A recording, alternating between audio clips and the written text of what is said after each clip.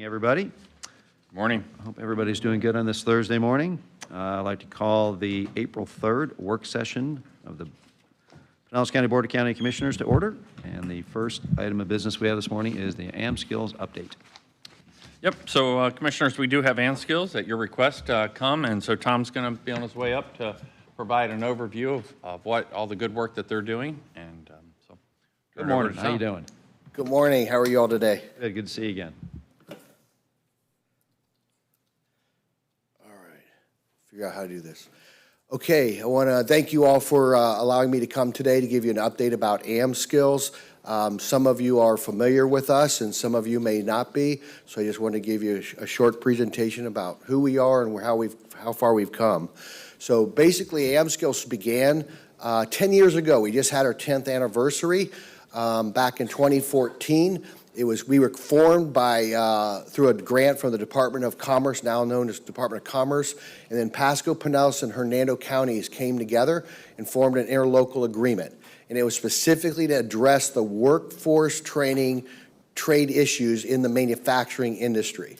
When we started, we were primarily a after-school program and trying to implement an apprenticeship programs in this area.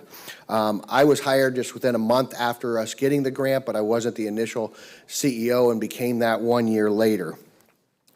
After getting into it, we realized we couldn't really address the pipeline that we needed just by being an after-school program. So in 2017 is when we actually got asked to come into Northeast High School, because we needed to make a real impact. We needed to move from after school to being in school in order to address this issue. But also in 2017, we began programs for adults as well. But we also knew to create, in order to sustain ourselves, being a government agency, we needed to expand into and become a 501c3. So in 2017, we officially became a 501c3 organization. In 2020, right before the pandemic, the Tampa Bay Partnership had put together the talent pipeline management. They brought together 20 companies from around the Tampa Bay region to address specifically what are their needs, identify what their needs are. And they indicated they needed entry-level people. These 20 companies you see needed over 1,800 entry-level people within the next 18 months. There's no pipeline to be able to generate that number of people. So that is how we were asked to come in and give a proposal, and we were able to create what's now called the ANSkills Career Discovery Boot Camp for adults, which has become a wildly successful program, and I'll get to more of that in a moment.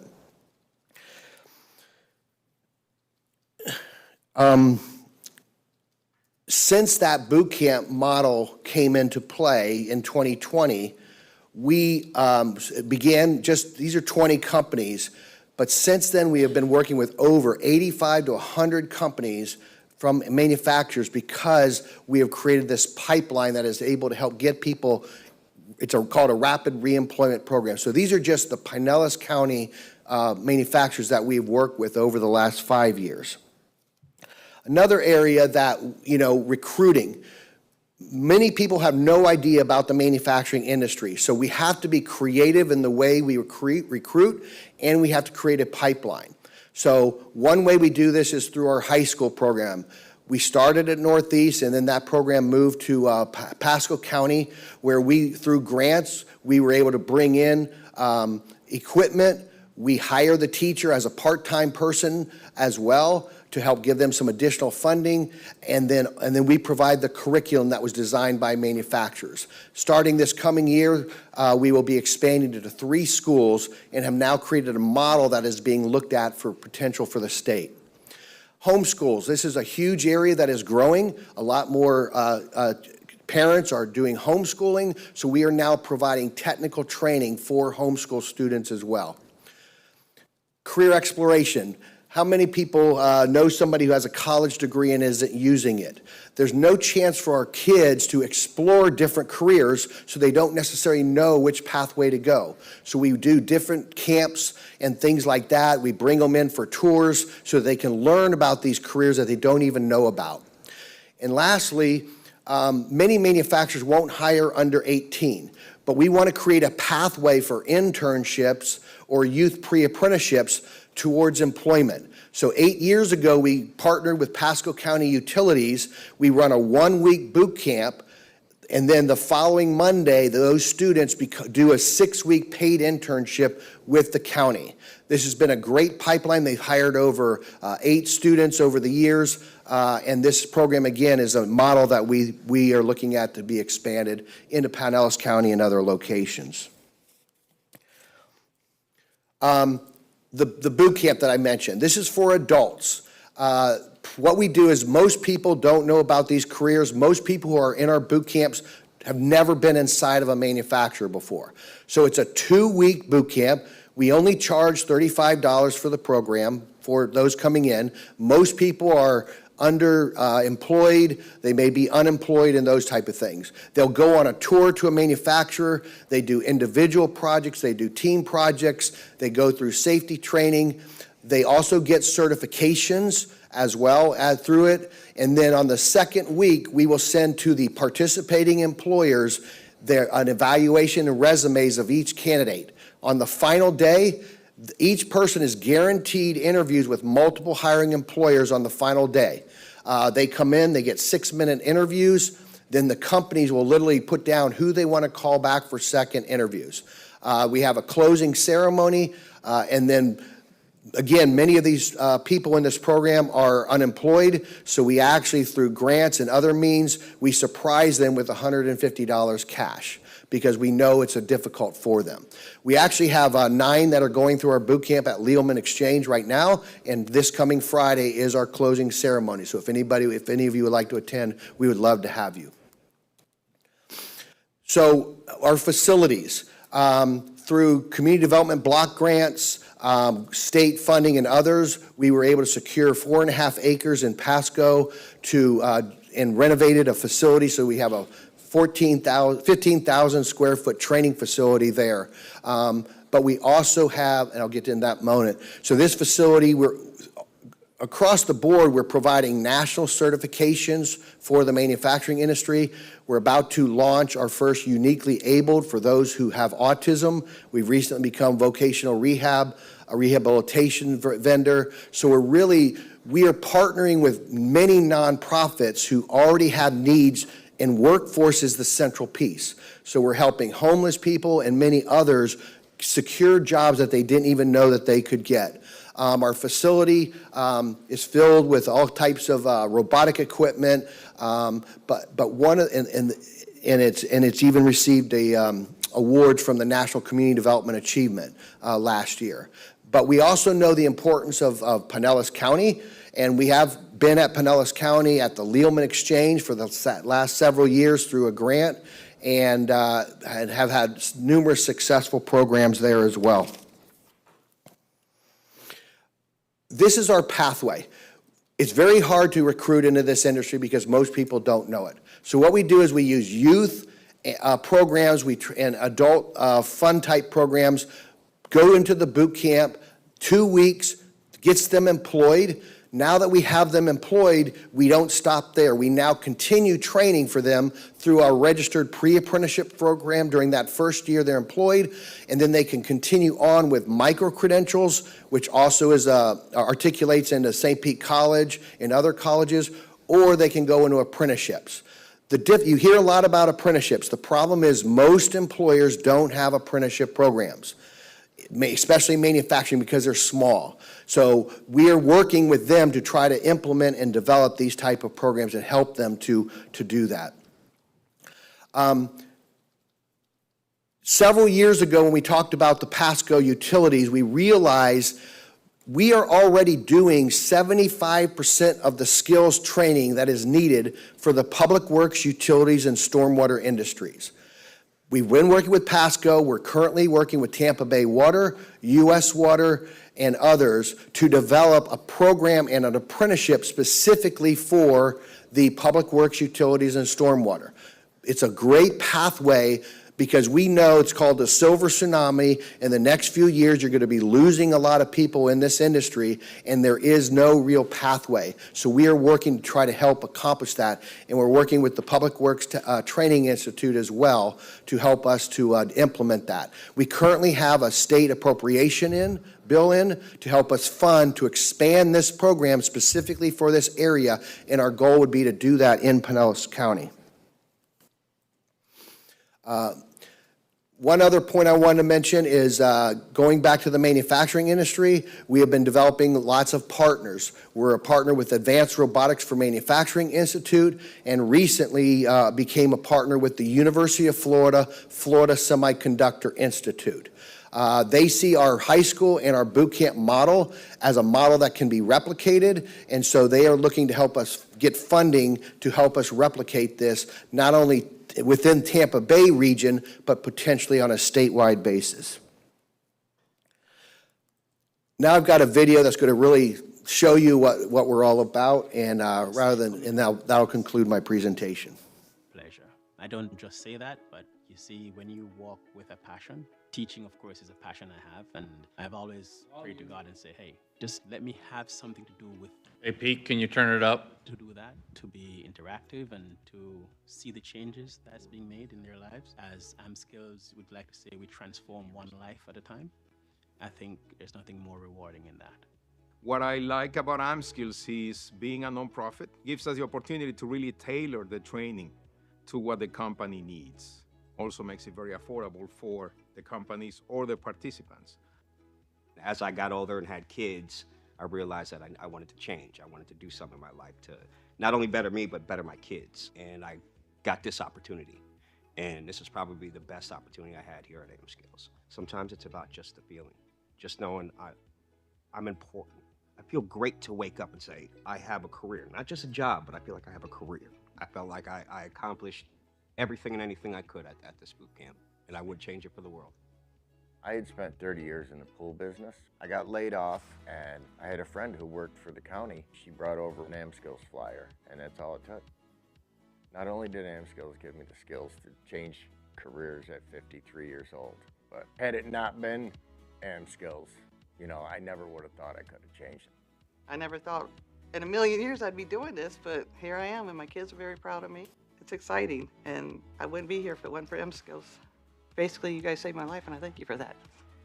They're very excited about, being here at AmSkills, and then that opportunity for them to really connect with people that they study with, and then potentially, work with the U.S. Water. So we saw that transition from AmSkills to U.S. Water. So I think, that collaboration that they've started here at AmSkills is now moved and transitioned over to our company. I am grateful for the partnership with AmSkills because they have a true heart and vision for helping students to gain those skills and connecting them to employers. And they're right there running with us. And so I value that partnership greatly, and we couldn't do the work that we do without them. The whole layout is unique because they're mainly a foot in the door to manufacturing. There's not a lot of places where you're getting interviews with 4 different companies. It was very helpful. It was nice having 4 or 5 different perspectives on what I was saying. They want us to produce, yes, but they love their people. And with that type of attitude, it makes me, each day when I go in, want to give them my best. Hopefully you could have heard some of that. To finish, our mission is transforming lives and strengthening communities through workforce training and apprenticeships. We have helped people who have been homeless get jobs. We've helped veterans get jobs. We have helped people coming out of prison get jobs. We've helped high school kids launch new careers. So really we're touching on all types of demographics and helping them see a pathway. And we would love to continue to be a partner with Pinellas County and help us move into the next phase. Right. Any questions? Questions? Comments? Dave? I just have a comment. Dave, go ahead. Thank you very much. I appreciate the work that you're doing. I'm a contractor, and I can tell you, manufacturers and contractors, you were talking about is we don't like to hire people under 18. That's not so. But the labor laws are so difficult to comply with, it's just like, forget it. So There's a move afoot in the governor's office right now to make it less difficult to hire teens. So I don't know where that is right now, but, you know, your support, maybe you should call Adam Anderson, tell him that you would support making it easier to hire teens so they can get the training they need. When they're 18, 19, they can jump right in. Agreed. So that would be a good idea. All right, thank you. Dave? Yeah, well, I hadn't talked with Tom in a while. Started 10 years ago and started a relationship with the counties, Pinellas and Pasco specifically. And I was not a real big fan of the direction you guys were heading at that time, and just saw it floundering, and you were trying to find your way. And from what I'm hearing, and I talked to folks in Pasco and some companies, you found your way. Really proud of your efforts. I think you even had a stint up in Eastlake High School for a while, and then moved it down to Lellman. And so a lot of the Eastlake, you know, the path they're taking is more college-oriented, not all, but more. And there's just so many folks that are either, as you said, underemployed or unemployed, that they have no clue what's out there and what's available. We talk about raising standards in our county all the time, and, you know, trying to plug in the assets we have, which are our residents, with these companies that desperately need help. And it's just not connecting. And now we're having that opportunity to connect on a real level, a real way to do it. And I'm just really excited. If you guys do get a chance to go to that boot camp, the quote, graduation. Closing ceremony, yeah. Closing ceremonies. It's really good. It's really fun to see the energy from them, but also the companies that are there. They're really good companies looking for help. Really good companies looking for help. And so I'm encouraged. Sounds like you're expanding the way you need to be expanding, and you're doing some good stuff. And I was not, at the time, a supporter. I was in the beginning, and then I said, no, that's enough. I haven't seen enough, and you guys have really changed that around over the years. And just keep us, apprised of where you're going, what kinds of things you need, and the assistance that you're providing, not only Pinellas County, Pinellas County government, maybe in utilities, maybe in some areas of our own government, but let us know what kinds of partnerships you may be looking for, and we can talk about those down the road. Thank you. I really appreciate your being here and your thoughts. Thank you very much. Yep.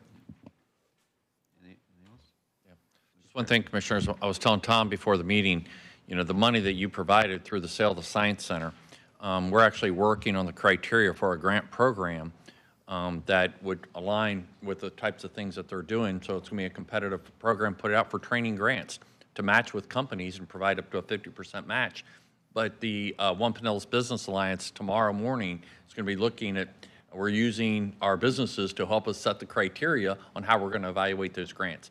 So it's a tremendous opportunity for AmSkills and other organizations to try to connect with the actual employers who were saying these are the types of things we need to be doing in areas that they're seeing. So it's a great opportunity to bring this together.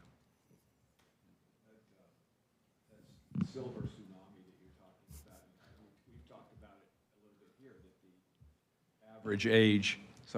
the average age of our own county employees is somewhere around 52, 53, Yeah. 54 years old. And, we've got to start planning for that. And we do. 5 to 10 years, and I know we do, but I'm just saying, this is the kind of Correct. the targeting that we're trying to do. Yes. And trying to change people's course to maybe even get to the employment level that they're really capable of, and blowing right out of that salary level that barely lets them get by to maybe a much more comfortable lifestyle. So anyway, that's all I had. Thank you. Thank you. Appreciate it. Tom, thanks so much for being here. And I don't know if everybody here's had a chance to tour AmSkills or not, but if you haven't, I encourage you to take some time to go up and do it. It's really impressive what they do up there. On an annual basis, kind of on average, how many people do you place with employers, train and place a year? So that's all based on the current year, last year we noticed a lower trend of hiring last year. We've had as many as 90% placement rate. Last year was down in the 50%, but it's still 3 times higher than what the normal industry is for. So we put hundreds of people, on average, we're putting about 100 to work per year. It's all based on the number of camps we can do, though. The more we can do, the more marketing we can do, the more people we can put, and those type of things. So there's a lot of factors that go into it. But we've already estimated since 2020, approximately $2.5 million of economic impact to Pinellas County alone for those that we put into jobs. That's great. That's great. All right. Thanks so much. Appreciate it. Okay. Thank you very much. Take care. All right. So now we'll move on to our next item, surface water utility rate study. Kelly's on her way up. All right. Morning, Kelly. Good morning. I did want to mention on that first item that Public Works, we do have 5 internships each semester that we partner with right now, the Pinellas County Technical Institute's Public Works Academy. Bring folks through Public Works. They get to work in a variety of areas, traffic, stormwater, warehouse, whatever they're really interested in, and we have hired a number of employees through that. Sometimes they come through and say, you know what, this isn't necessarily for us, but they end up over in utilities or they end up in parks. So eventually it exposes them to the county, and we have multiple employees in Public Works that came through that internship with P-TECH. So these are great programs, and especially when we were coming out of the pandemic and just could not hire, having that partnership was critical to getting those very important positions filled. So I just wanted to mention that because it's really good. Thanks for that update. All right. So what I'm actually here for is to give you an update on the surface water utility. Last spring, Stantec was here and provided you an update on our program. And we're going to go through a little bit of history. It's been a little over 10 years now since the program's been in place, so I want to bring everybody up to where the program came from and how we got there and where we are.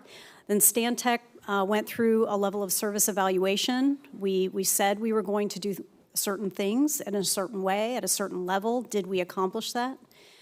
They also did financial planning to look at the soundness of our fund, and then we had presented kind of a preliminary view of a major drainage survey that we were doing with the cities. We didn't have data then, but I do have data now. So I'm going to start with a little program history, and I'm going to stay on this slide for a second because I want you to look at those pictures, because those were complaints that came to your predecessors' offices before we actually had a dedicated revenue source to address a lot of these things. We had areas of chronic flooding. We had come out of the pandemic. Unfortunately, we had, a lot of cuts to maintenance of infrastructure generally. It wasn't just stormwater, but ultimately there were outcomes to that. When you stop taking care of your car, it breaks down. Well, when you stop taking care of your stormwater system, we flood, we have algae blooms. And the bottom right one was probably the worst, as when a stormwater pipe failed and took out Sunset Point Road. And the worst part was we knew that pipe was in really bad shape, but we just didn't have the capacity to address it. So back in 2011, the county commission at that time said we need to understand this stormwater better. We need to understand why we have the challenges we have. We need to understand where we are. We need to understand where our gaps are. We need to understand our opportunities for improvement. How do we, what does improvement look like? We developed goal-based levels of service alternatives that then the board looked at, evaluated the costs associated with each of those levels of service. And then once the board determined what level of service they wanted to move towards, we developed a rate structure to support that adopted level of service. Ultimately, the surface water assessment was passed in 2013 for fiscal year 2014. We achieved the approved level of service, and in some areas, we were able to actually go a little further. And we were able to do that with efficiencies, with our asset management program, with grants that help offset a lot of expenditures, especially in our stormwater planning areas.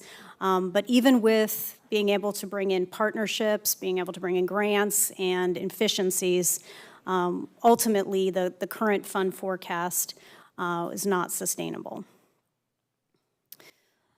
So the green little bubble there to the side is where we were when we were assessed by then the consultant firm HDR.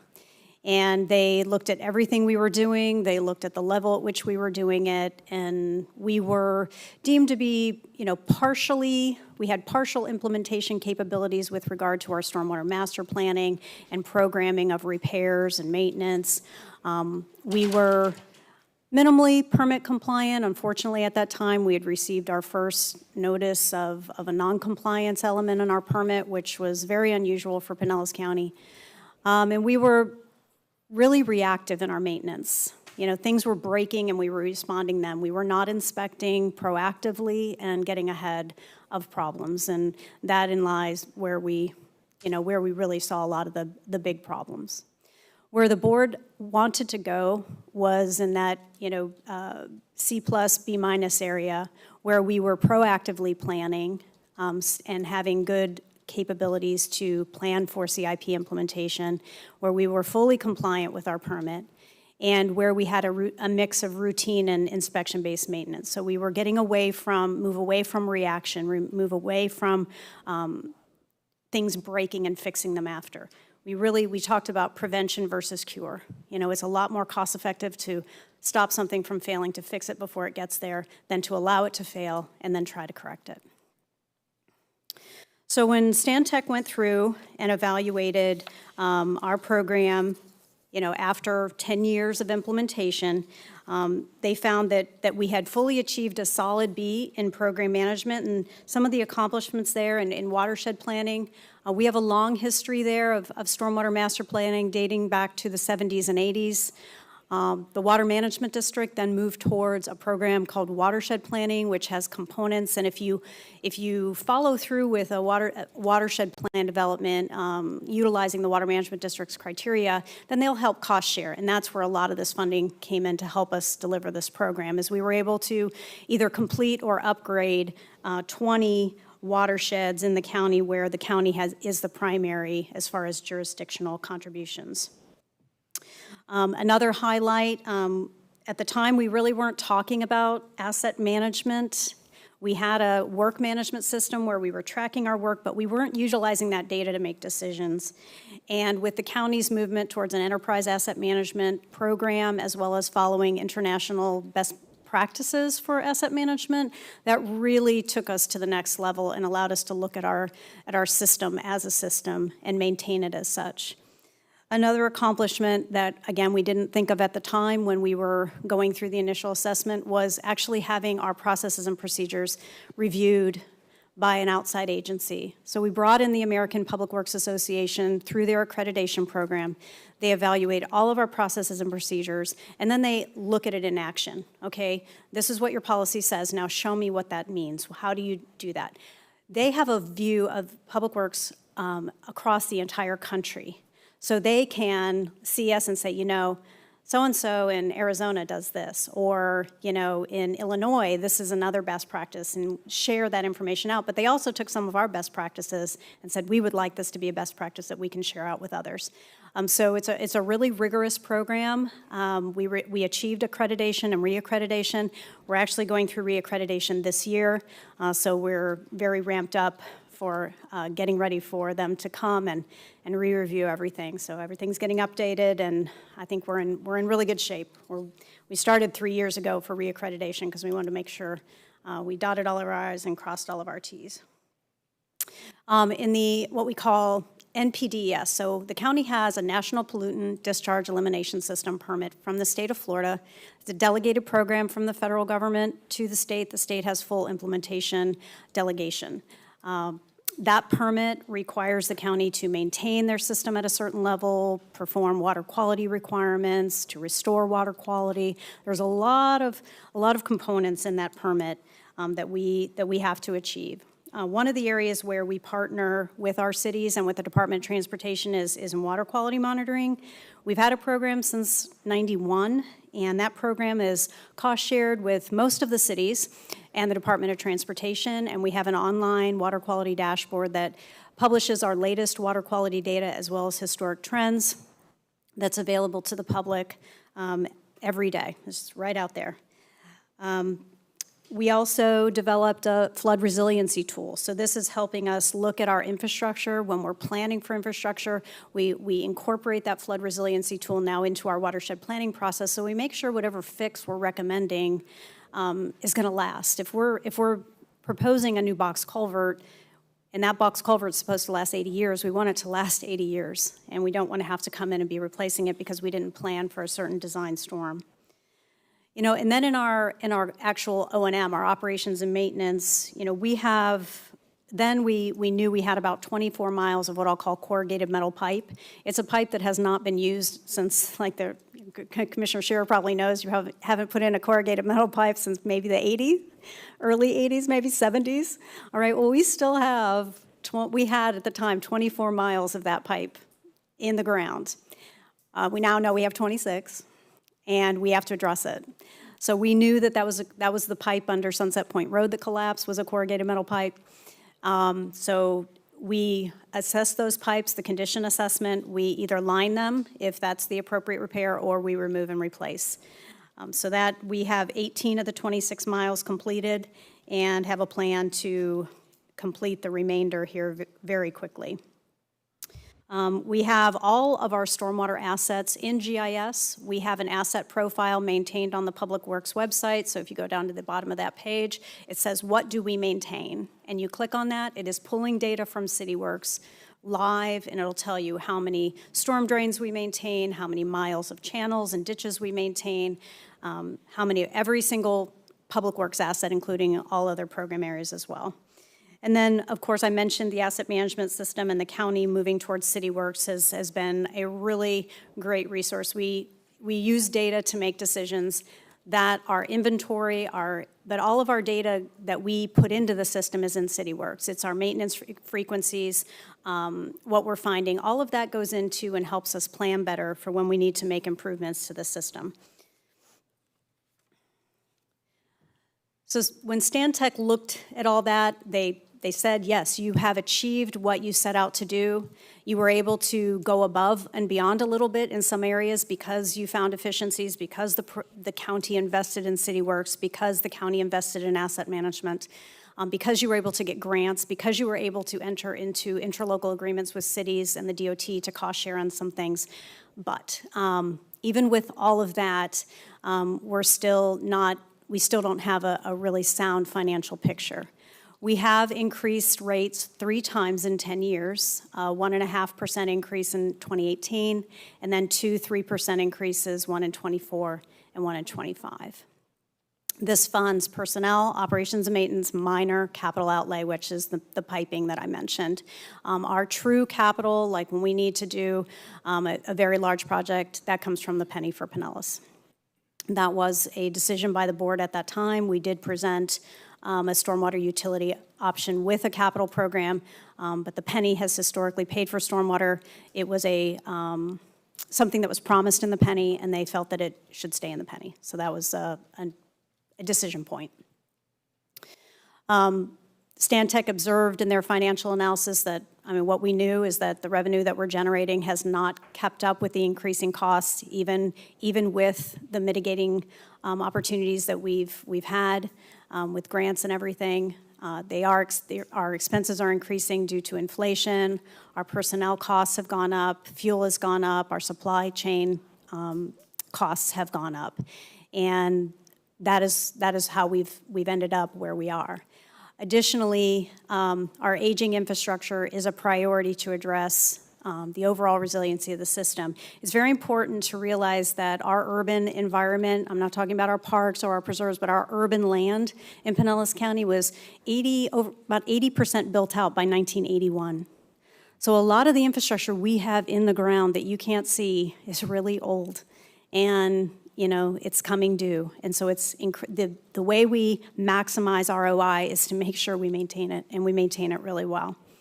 We also have some challenges with water quality compliance. Again, that's built into our permit, but the state evaluates our water bodies every we have 2 areas on a 5-year cycle. We get 2 lists every 5 years. But every time a water body comes up not meeting state standards, we are required to develop a strategy to address that. Our system discharges into it, and therefore we have to find ways forward. So Stantec, when they, again, pulled together the financial analysis, what we're looking at is about 95% of the fee goes towards salaries and benefits, operating supplies and equipment, system maintenance and repairs, permit compliance, stormwater planning, and the customer service piece of this. We do need to maintain adequate cash reserves of a minimum of 2 months, and we do not expect any growth in this program. So the only way revenues would really grow is if the unincorporated area grows, and that doesn't typically happen. People usually annex out, they don't de-annex. So our basis for our revenue is flat or may decline slightly through time. Again, this is a picture from last spring, because we did make some changes, but generally what we found was that, you can see that our revenues were not keeping up with our expenses, and our reserve was going into the red in 26 at that time. So Stantec came up, and these are just 5 examples of alternatives they came up with. They actually ran through, I think, a couple dozen as we were looking for options, but ultimately they found that we really had a couple of choices, as we really needed to make some very large increases at the beginning, or we needed to supplement with other funding, and then have an escalation factor annually to move forward. So we went through a number of iterations of this, and where the board landed last year was that the general fund would supplement the fund to the tune of $4.1 million over the course of 24 and 25, and then we would do a 3% increase with the budget adoption in 25, and then there was a recommendation to move forward with a 5% increase thereafter. So what does that look like community-wide? In looking at, we are down in the colored boxes. The blue is where we currently are, and the green would be with a 5% increase in 26. We have Treasure Island at the very top at $311.04 per equivalent residential unit, and North Reddington Beach at the bottom at $51.60 per equivalent residential unit. And I have a note off to the side that it's important to note that not every community uses their stormwater utility fee the same. Some use it for capital and maintenance, some use it for only capital. We use it in the unincorporated area for operations, maintenance, permit compliance, and some minor capital. However, we have a lot of county roads, and McMullen Booth, Starkey, Highland, Eastlake. We have a lot of roads, and a lot of our roads run in and out of cities, and we have to maintain that stormwater infrastructure too, and that is done with general fund. So I just wanted to, we have 2 different pots of money in stormwater. We have the unincorporated area, which is funded through this fund, and then we have county-wide systems that are funded through general fund. So Stantec's key observations, again, just that our revenue was not sustainable through time if we didn't make some changes. And that first recommendation was either we needed some significant rate adjustments up front, or we needed to supplement. And at that, last year, the board elected to supplement the fund. Their recommendation is for a 5% indexing to address those future inflationary pressures, but to update that financial plan annually so you can make sure so that you can adjust that as needed. and that our rates are really very comparable to what we're seeing in our community and actually in the bottom third when you look at it overall.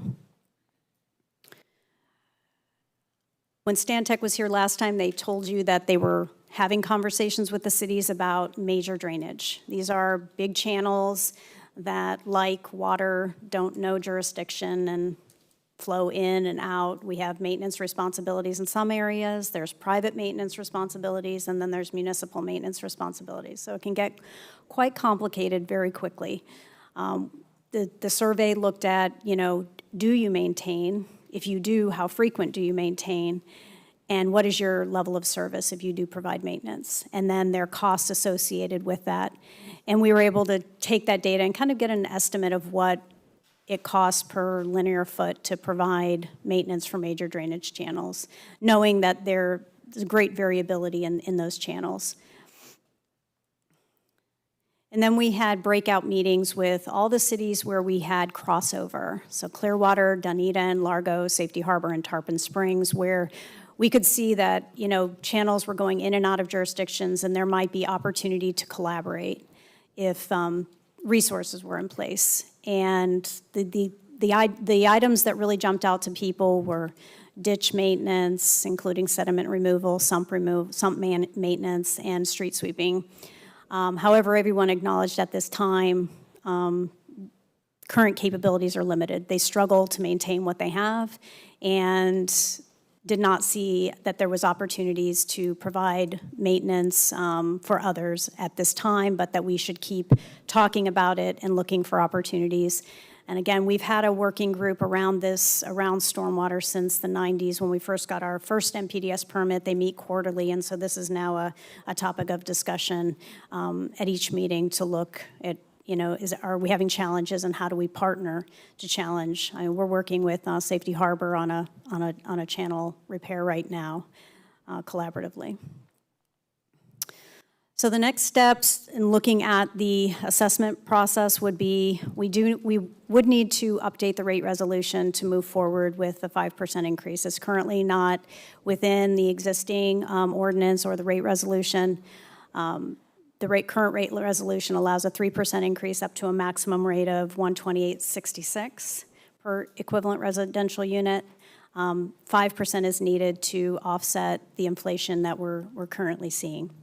And then to bring that into the FY26 budget process and those discussions, and to bring that back and monitor the program and the financial status up annually. Questions?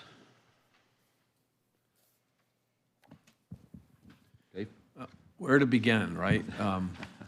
This is, I was just talking about the county-city stuff. I've inspected some of the county-city stuff, and it seems like the city stuff's always really nicely done, and the county stuff's not nicely done. Not always, and not in every case, but I'm just specifically looking over at SPOR over there, and looking at Safety Harbor as one example that I was called out on several times. And so there's a little bit of a disconnect, and in some cases, it looks better, it doesn't necessarily work better. I'm not the expert on that by any stretch, but so just trying to get a sense of the minor repairs that you're talking about, and what percentage of our penny are we dedicating towards stormwater on the capital projects? Do you have a sense of that? We're getting about $90 million a year for the county, so how much of that 90 are we spending on capital for stormwater? And how serious is this? We're going to up rates for minor capital and operating. So you're not really, the rates don't really affect our capital abilities, right? Looking at Chris, I think he's sending a message to Andrew with regard to the capital. Well, I can actually pull it out of your your water quality, flood, and sewer and spill prevention. That's $195 million of the penny, which is 18%. You had projected originally 20%. So If you look at our penny, that's actually up on our next slides. The reason I have the information here, or our next presentation. You're pretty much in line with what we had said we were going to do in the 2017 campaign.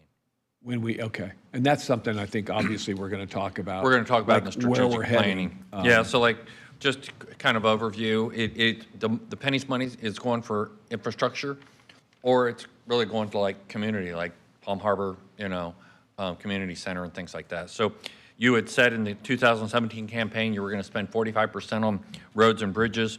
You're at 58% on roads and bridges. You said 20% on water quality, flood prevention. You were 20%, you're at 18%. Safe and secure communities, 10%, you're at 8%. Parks and preservation, 7%, which is exactly on line. And community vitality, which is all those other things we just talked about, you said 18% and we're at 9%. So you actually have really shifted to put more money out of the penny into infrastructure. Okay, well, I think in general, I think we have, obviously we have a need.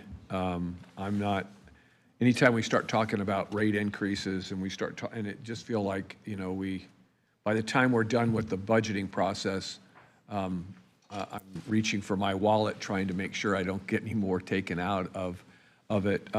So I'm interested to continue talking about this. I mean, obviously, this is a critical component of taking care of local flooding, local issues that come up. But again, for me, it's still a work in progress. So I want to continue studying it. Thanks. Commissioner Scheer, did you have a comment, question? Yes, Kelly, I had a question for you on, our downstream partners. For stormwater and water treatment, it doesn't do much good to clean up our flows if they're just going to be, a lot of complaints that we get, I have seen that a lot of the stormwater or water quality complaints I get, they're not working because downstream and maybe Largo, their ditches aren't cleaned out and we're running into their ditches. And this is actually a question for Jewel. What kind of legal tools do we have? Do we have easements by prescription with these cities to make them clean up their downstream? Can we get in there and, we're supposed to have drainage rights through if we're going through. We could probably go in there and clean out. I couldn't say that we would be able to recover the money for it. It's difficult, and we probably have to go back and look at all the individual plans from development to see where easements lie, where potentially there's property owned in fee. You can't generalize. You have to look at each individual property and conveyance in each system to see, because unfortunately so many of them were built, as Kelly mentioned, we were developed at such an early time, many old documents, and just a lot of research goes into all of them. But we can certainly do it, on a case-by-case basis, but there's not a one-size-fits-all answer to the question, unfortunately. Kelly, do we have major channels going through certain cities that are not helping us and what can we do to make them? Well, the challenge is more, it's not like, lack of willingness, it's, what they have the ability to do funding-wise. Trust me, this actually came up at we have a Public Works Directors Forum quarterly, and channels, especially after Milton, we have a lot of issues still out there that need addressed. I can tell you right now, there is a tree, I don't know that I've seen a tree this big that is down across Alligator Creek right now, and if that is not addressed before a good storm comes, our campus will flood again. And so these are... And that tree is in a municipality? It's straight across the creek. It's blocking the whole creek, and it's actually on private property. Mm-hmm. So when I said it's complicated, it's complicated. No, I understand. I just wanted to know if they're looking at damages because we're flooding, and we have damages because of it, do we let them know that they're facing that? Or? Well, the coordination occurs between the municipal public works directors. It's really, in many cases, at the city level, the same as us. It's a funding mechanism. It's a funding issue.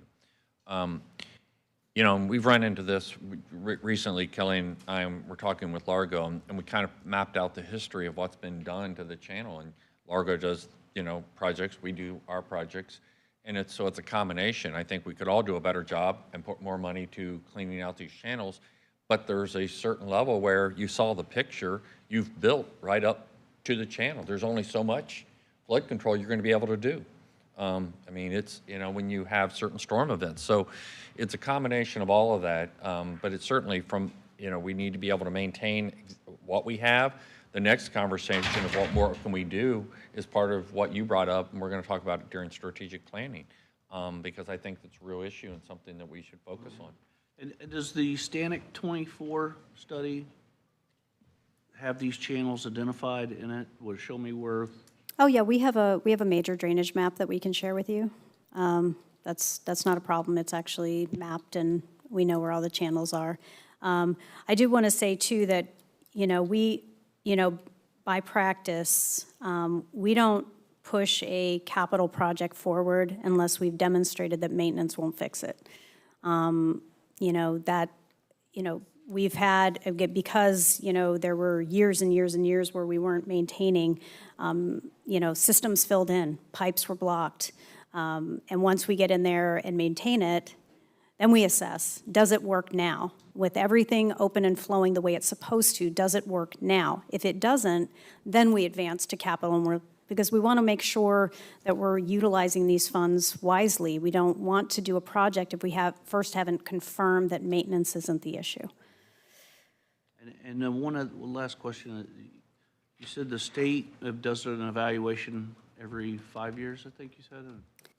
And I'm just assuming that's Swift Mud that you were talking about, or is it the DEP? Or? Oh, the DEP, so yes, they have a cycle in which they assess impaired waters, and Pinellas County falls into two state areas that they assessed. We have the Tampa Bay section, and so there are water bodies that all discharge into Tampa Bay, and those all get evaluated under one cycle. And then we have what's called the Springs Coast, and that includes the northwest part of the county that discharges out to St. Joseph Sound and Clearwater Harbor and the Anclote system, and that's in a different area. And so they assess those two areas on different schedules. So we typically get 2 assessments in a 5-year period.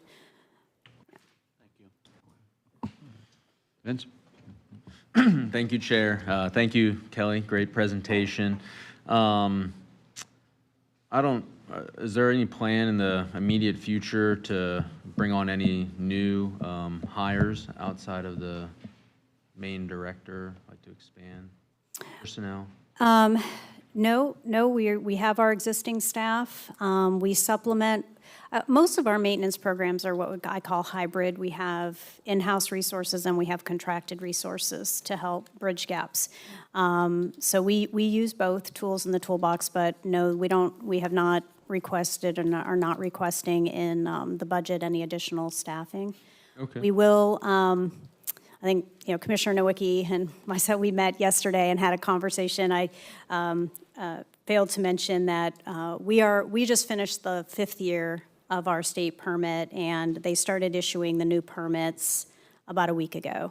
They issued the first one in Orange County, and then they just kind of go after. It's a template, and we all get the same language. So we grabbed Orange County's really quickly to take a look at it, and these are factors not considered in this presentation, not considered in the financial analysis, that they increased our maintenance frequencies in some areas by twice as much. So we're going to have to look at that, because I know we can't, there's no way for us to double our maintenance in some of these areas without some additional resources to fulfill that.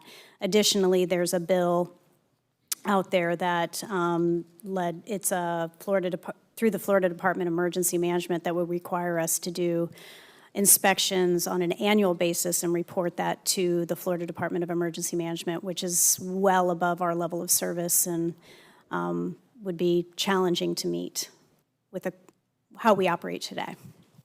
So there's some other factors out there that are looming that we're preparing for. Thank you for that. And so I also commissioners, talked with Kelly about, to Commissioner Egger's point, I mean, I'm against, increasing fees. I think we got to put residents first. So if there was a way, which I know Kelly's already started to look at, to maybe do like a nominal impact fee for new development to go towards stormwater. So I know she's looking at that to see if that's a possible option, so we don't have to increase the burden on residents right now, but maybe if people are developing in the unincorporated areas, we can look at a impact fee for stormwater to go towards maybe some capital projects. Also, it seems like our interlocal agreement definitely needs to be expanded. I don't like that certain cities, we're doing a lot of the street sweeping, like in Largo, on a lot of roads, but yet it seemed like from our conversation yesterday that they weren't really paying their fair share for that. So I think it's important to look at when the Largo CRA comes up, that if they're not contributing their fair share, we shouldn't increase the burden of residents in the unincorporated areas to maintain streets that run through their city if they're not paying their fair share. So I definitely think we need to look at that to really make sure they're paying their fair share, or when the Largo CRA comes up, say, okay, well, we're at a deficit here. It's not fair to increase the burden to other residents if you're not helping maintain what we're doing. And so I just think we really got to look at every possible options, from any non-essential hiring freezes, and to really just not increase fees at all if possible. So that's my point. To your point, Commissioner Nowicki, we have had really good conversations with Largo regarding jurisdictional responsibilities and things like that. And that's like where they annex an area, but they don't annex the road. Okay, and so we're working on transfers and things like that because it's a fairness issue. But we've had pretty good conversations with them, so hopeful some of those issues will be resolved. Yeah, and just I'll clarify if I wasn't clear, which I'll take that. For county roads that run into cities, like McMullen Booth runs through a huge stretch of Clearwater, general fund pays for us to maintain the stormwater, to sweep the roads, to make all stormwater repairs, to clean the box culverts that go under McMullen Booth Road. So general fund pays for that that portion, and that's true on all county roads. Does that come out of Public Works budget, or? Correct. It comes out of our operating budget. Dave, do you have more questions? Yeah. Were you done, Vince? Just a couple things. We're talking about the ditches, like that tree that's going across the ditch. A lot of our residents don't realize when they buy a home that some of those ditches is their responsibility. And I'm assuming that we work with our property appraiser for websites, and so that people understand what their responsibilities are. But all along, regardless of who's supposed to maintain the banks and that kind of thing, it's our responsibility to make sure that it flows, right? I mean, where we have jurisdiction. And then cities may have different levels of service with regard to, or their easements may say different things, but generally our drainage easements are to maintain the flow of water. And that doesn't just mean where the water is, it's up the banks too, right? Because we have an easement over. Only within the easement area. So a lot of our easements are. A lot of private areas where you have water flow where we do not have drainage responsibility and we have no easement. And that's the confusion part for residents. Yeah. Well, it's between cost and getting us ready for the season that's coming. Yep. So, at some point, we got to clear that tree, for instance. Yeah. That tree can't stay there. No, it absolutely so it's cannot, gotta and go. we are actually meeting about it today, because we're going to have a conversation with the property owner. We've done all of our research. There is no easement there of any kind. It is all private property, but we're going to have to work with that property owner because that is a critical blockage right now on Alligator Creek that could have devastating upstream impacts to a lot of people, not just Public Works. So do we have, a sense of the size of the budget from our general fund that goes to? I can get that for you. Yeah, we do have a fund that, a cost center, for that, but I can get that for you. Okay, thank you. So what, no, I just, again, Jewel, I don't understand if we've been draining through certain areas. Usually if you've been using an easement that's not given to you, but you've used it, you get it by prescription. In that case, wouldn't we be, do we send letters saying, hey, we have the right to come in there and clean it out, we'll send you a bill if you don't get it done? I mean, do we? I think we would certainly want to look into that. Generally, where we see prescriptive easements is where you've got landlocked property and you're entitled to that by right of law. I'm unfamiliar with any case law that addresses prescriptive easements in regard to flow issues. There may be other people on my staff that are more familiar with it. We could look into it. It's not something I'm familiar with. Doesn't mean that we couldn't do it. Definitely prescriptive easements where you have landlocked property, but again, I'm unsure as to the application when we're talking about the flow of water. Okay.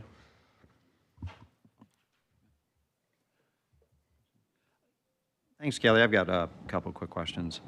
So you mentioned earlier in your presentation about impacted water bodies. Do we, I guess number one, could you define a water body? Is that including all retention ponds, or is that lakes, or what is a creates a water, or define? The state generally regulates natural water bodies as for water quality, so no, stormwater retention ponds are exempt from any water quality standards. So you're talking in Pinellas County, Lake Tarpon, Lake Seminole, Lake Chautauqua, Alligator Lake, Lake Magori down in St. Petersburg, all of our creek systems, so Brooker Creek, Curlew Creek, Mullet Creek, Joe's Creek, pretty much we have a lot of creek systems, a lot of minor channels, creeks. Right. We have the Anclote River. All of those are all assessed. Do we have any impacted ones currently? Oh yes, a significant number of our water bodies are impaired, and then we have to produce a priority list for the Department of Environmental Protection each permit cycle, and then we have to submit a plan, a restoration plan on what we're going to do to move the needle on the water quality, and then we have to implement it. We have to update the state every calendar year on have we accomplished what we said we were going to accomplish and what were the outcomes. So we monitor, we're monitoring to see change. But yeah, we have a lot of challenges in that way, and you may have seen in the news, especially with regard to Old Tampa Bay, there's that water body is trending well beyond where anybody thought it would, and is not in a good way, and that will affect a lot of us because we are under a federal and state consent decree of sorts, and it's tied to all of our permits, all of our stormwater permits that discharge into that area, as well as wastewater, as well as some private industry. So that's been a hot topic lately, is what we're going to do, because if we can't achieve the requirements, then they're going to add more stringent load reductions to our permit, and so it's just another thing that we need to keep an eye on. This is the classic challenge that we talk about it on this side, but we're having a different conversation when we're talking about our stormwater regs with our developers, and people that are having to live by it. And so it's a constant challenge, and we have different standards. If we treat something in the unincorporated, it flows through 3 jurisdictions, and you have different standards within the different jurisdictions. That's a challenge. Yeah, and the state did adopt new standards last year. Some piece of that went into effect last year. The bulk of it, the heavier lift of it, comes into play this year. So that will standardize things a lot more across the board. But it's definitely going to it's definitely going to be a challenge for some folks to get used to. Not anybody who's dealt with our code, because there's a lot of similarities, but the state went even a little bit beyond where we are, and And so there'll be a learning curve for sure. If you wouldn't mind sharing that, the last report on those impacted water bodies, I think it'd be interesting to see. And yeah, if you wouldn't mind sending that to all of us. Jewel? I do, in fact, have staff familiar with prescriptive easements in regard to the flow of water. And I've been told that absolutely you have to look at those things on a case-by-case basis because it's very factually specific. And in the past, when we have looked at specific instances, we have not met the elements to move forward with a claim. I do have a lot of the elements that have been sent here to me. We've looked at some in the past. We haven't met the criteria to move forward. Another thing I will mention to many of you, and I know even not just for our newest commissioners, but some of the other newer commissioners, I can't recall a time recently where we've even talked about litigation with any of our municipal partners. I will point out that there is a process in Chapter 164. It makes it extremely onerous, probably rightfully so that we're not suing one another with any kind of frequency. Commissioner Eggers, I don't know if you ever had the experience as a mayor or as a county commissioner. You have to get the governing boards together before you can move forward, not just staff, not just one or two of you, but the entire governing boards. So suing our municipal partners is not always a good option. But again, at the times in the past when we have looked into these issues, we have not met the criteria, so we have not moved forward in regard to the flow issues. With regard to water quality, so I mentioned the permit. The county is the lead on that permit, but every city, with the exception of Indian Shores, who has their own, Bel Air Shore that does not have a permit because they don't have a stormwater system, and the city of St. Petersburg because they have their own permit, all of the cities and the Department of Transportation are co-permittees on our permit. So when there's an impaired water body, and let's just say it's 20% county, 20% Largo, 20% Clearwater, that the load reduction will get assigned to all of us. We all have to work together to get to it. So we do work very collaboratively with our cities on those because it's a necessity. We have to, because no one of us can solve the problem. Right. Okay. One last question, then Commissioner Eggers has another question. So yeah, the 2025 hurricane season is right around the corner. Do you feel, with the exception of the tree across Alligator Creek, do you feel we are in better shape if we were to have a big storm, or worse shape, or the same in terms of dealing with stormwater management right now? As far as like impacts, we still have, so talk about processes, right? Unfortunately, before we can touch any of the impacted channels, we have trees down in a lot of places. We have one over Joe's Creek that Barry brought to my attention yesterday. We had to compile all of that, and we have to go through NRCS, not FEMA, and we have to get NRCS's authorization before we can repair it. If they tell us no, they don't have the resources to assist us, then we go the FEMA route. So this has caused delay unnecessarily. I'm frustrated. We didn't even get NRCS here for an initial inspection until January. And we are still waiting for authorization to touch those channels. So, in that sense, I have a lot of concerns because we can't touch those areas until we've received clearance. And so that is, to me, going to cause a mad rush. Once we get it, we're going to have to get our contractors back. We're going to have to bring in contractor resources, not going to be something we're going to be able to do in-house. The other thing that I don't say it keeps me up at night, but Milton was a very unusual situation. And I try to explain this when folks say, I never flooded before. And there's, one of the things in, the state's resiliency work is that we are required to look at, for our updated vulnerability assessment, we're required to look at compound flooding.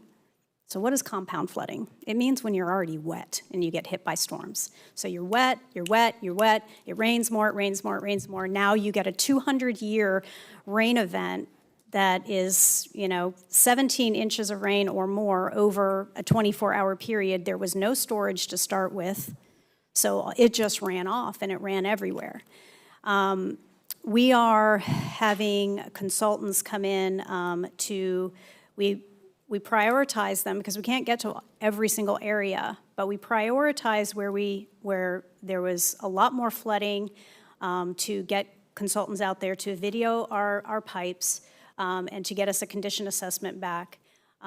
Because what we saw when pipes were at the surface, we saw joint failures, we saw structures impacted, everything at the surface we've repaired. It's the stuff that's underground that I don't know about. And until we actually get cameras in those pipes to inspect those joints, to look at those connections, to look at this, where they come into the structure, where they outfall, we have a lot of unknowns. And so that's really what we're doing. We have inspection staff out every day, but there's not enough of them. So we're bringing in resources to supplement that so that we can get priority inspections ahead of the season.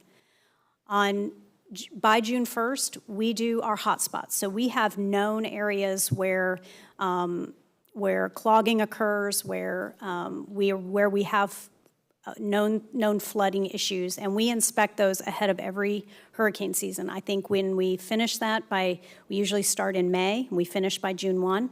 When we've completed all of those hotspot inspections and they're clear and we have a good idea of those condition of those areas, I'll feel a lot more comfortable. But it's just very important for everyone to understand, whether you're in the unincorporated area or within a city, all of our systems sustained a blow.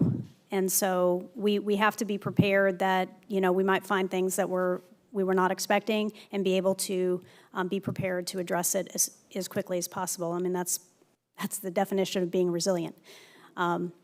So yeah, I'm not where I would like to be.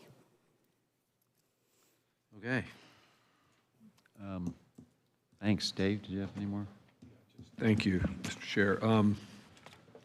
So on the relationships with our cities, back in the 2000, the first decade, I guess, of the 2000s, there was not a real good relationship between the cities and the county. And I was working with the city at the time. The attitude was very, I'll just say confrontational. And through the 2010 to 2020 and such, I think with a lot of different efforts, they've gotten much better. The one area that I don't have a lot of concern about cooperation, it's really more about communication, is with in our infrastructure environment, because these are professionals. They understand it. Sometimes it becomes a funding source. Sometimes it becomes a number of issues. It's not because they don't care. It's not because they don't have, but I do think if there are times when it needs to elevate so that, policymakers are aware of it, or, we get it to the city managers and all of that, I think we can probably always do a better job of communicating, but I'm not overly concerned about that. But relationships are extremely important, especially in this county with 24 cities, and everything kind of works, well, all the different systems work through the counties and city areas and things like that. So, but the overall condition question that you asked, was one of the questions I was going to ask, so thank you for that. Do we continue to look for opportunities where land purchases are necessary? What comes to mind is that creek that goes through Palm Harbor, crosses County Road 1, crosses Alt 19, and then takes a right turn. It goes down by, the name of the family is escaping me. And I've always thought, now, it takes two to tango. You have to have a buyer and a seller, right? I'm just talking about our willingness to be a buyer at certain areas, because sometimes we need these areas converted into ponds, if you will, or, again, I'm not the expert, but on the technical side, but I just think there are opportunities there that we need to look at, because, and I'm kind of moving a little bit towards the Westlake County Road 95 thing that we ran into, and it was, the perfect storm, so to speak. I mean, Milton just killed us, but our system in place was not acceptable. And I know we're working on a plan, and there's some legal stuff going on too, so I don't want to get too much into it. But we need, you know, those kinds of plans and what needs to be done, regardless of whether we control it or not, we need to identify. And maybe it's land purchase, maybe it's, you know, taking care of issues that we have on hand. But, you know, again, I know it's complex. I just want us to make sure that we're as aggressive as we need to be in identifying opportunities, whether we have the funding for it or we don't, or the partners that we have the funding or not. I think we need to look at that all the time. So anyway, those are just a couple of other comments I wanted to throw in, because we can't have enough retention area in a county like this. So thank you. Thanks, Dave. Anything else? No? All right. Thanks, Kelly. Appreciate it. Okay. Now we're going to move on to strategic planning update. All right.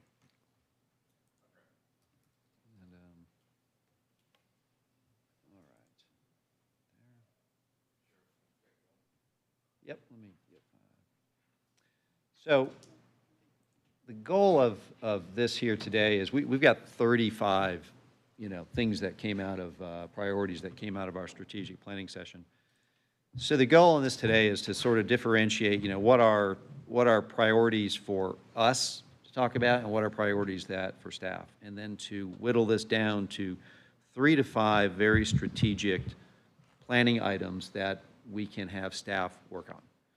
And matter of fact, the top one here is probably, which is form of government, is really going to be for us to discuss here, because that's not something that staff can really decide for us. They can give us some information on that, but the goal today is really to kind of drill down on these and find out what's important to us over the next, you know, 1 to 5 years that we can direct staff to work on.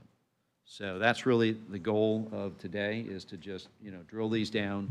Some of these, you know, I was going through this list yesterday with Barry, and some of these things we can check off. We've already done them. And some of them are, you know, maybe something that we look at a year or two down the road. But that's really the goal for today, is just to whittle this down to what's really important to us that we can direct staff to work on the next really one to 5 years. And then on other things that are important to us that maybe we need to work on, such as form of government. And that's something that we probably need to have a work session on. And Barry, I think you're working on a white paper on some various options of forms of government that we can discuss. But that's not something that staff can really help us with. That's something that we need to talk about here. And if we want to move forward with that, then that's something that we ultimately put to the voters. So, so with that, we'll kind of start moving down the list. Now, I know I want to make sure as well that if we have any lingering priorities that we didn't discuss at the planning session, if we didn't get a chance to get to everybody's list, at the end there, I want to make sure that we have some time to go over that. If you've got any thoughts, lingering thoughts from that, or anything that perhaps you've thought of since then. So with that, we'll get going. So we kind of took a first shot, and actually, you know, reviewing that coming into this, I even thought, well, we could have put this over here, or we could have took this and made this a project versus a strategic thing. Typically, strategic things are multi-year, they're aspirational, they give direction, and then we come back with specific plans on how to accomplish what you've said is a strategic, you know, goal for the county to set. You'll have other things that are projects. Go do X, you know, and then we have parking lot issues where we wanted to have more discussion and get some better definition.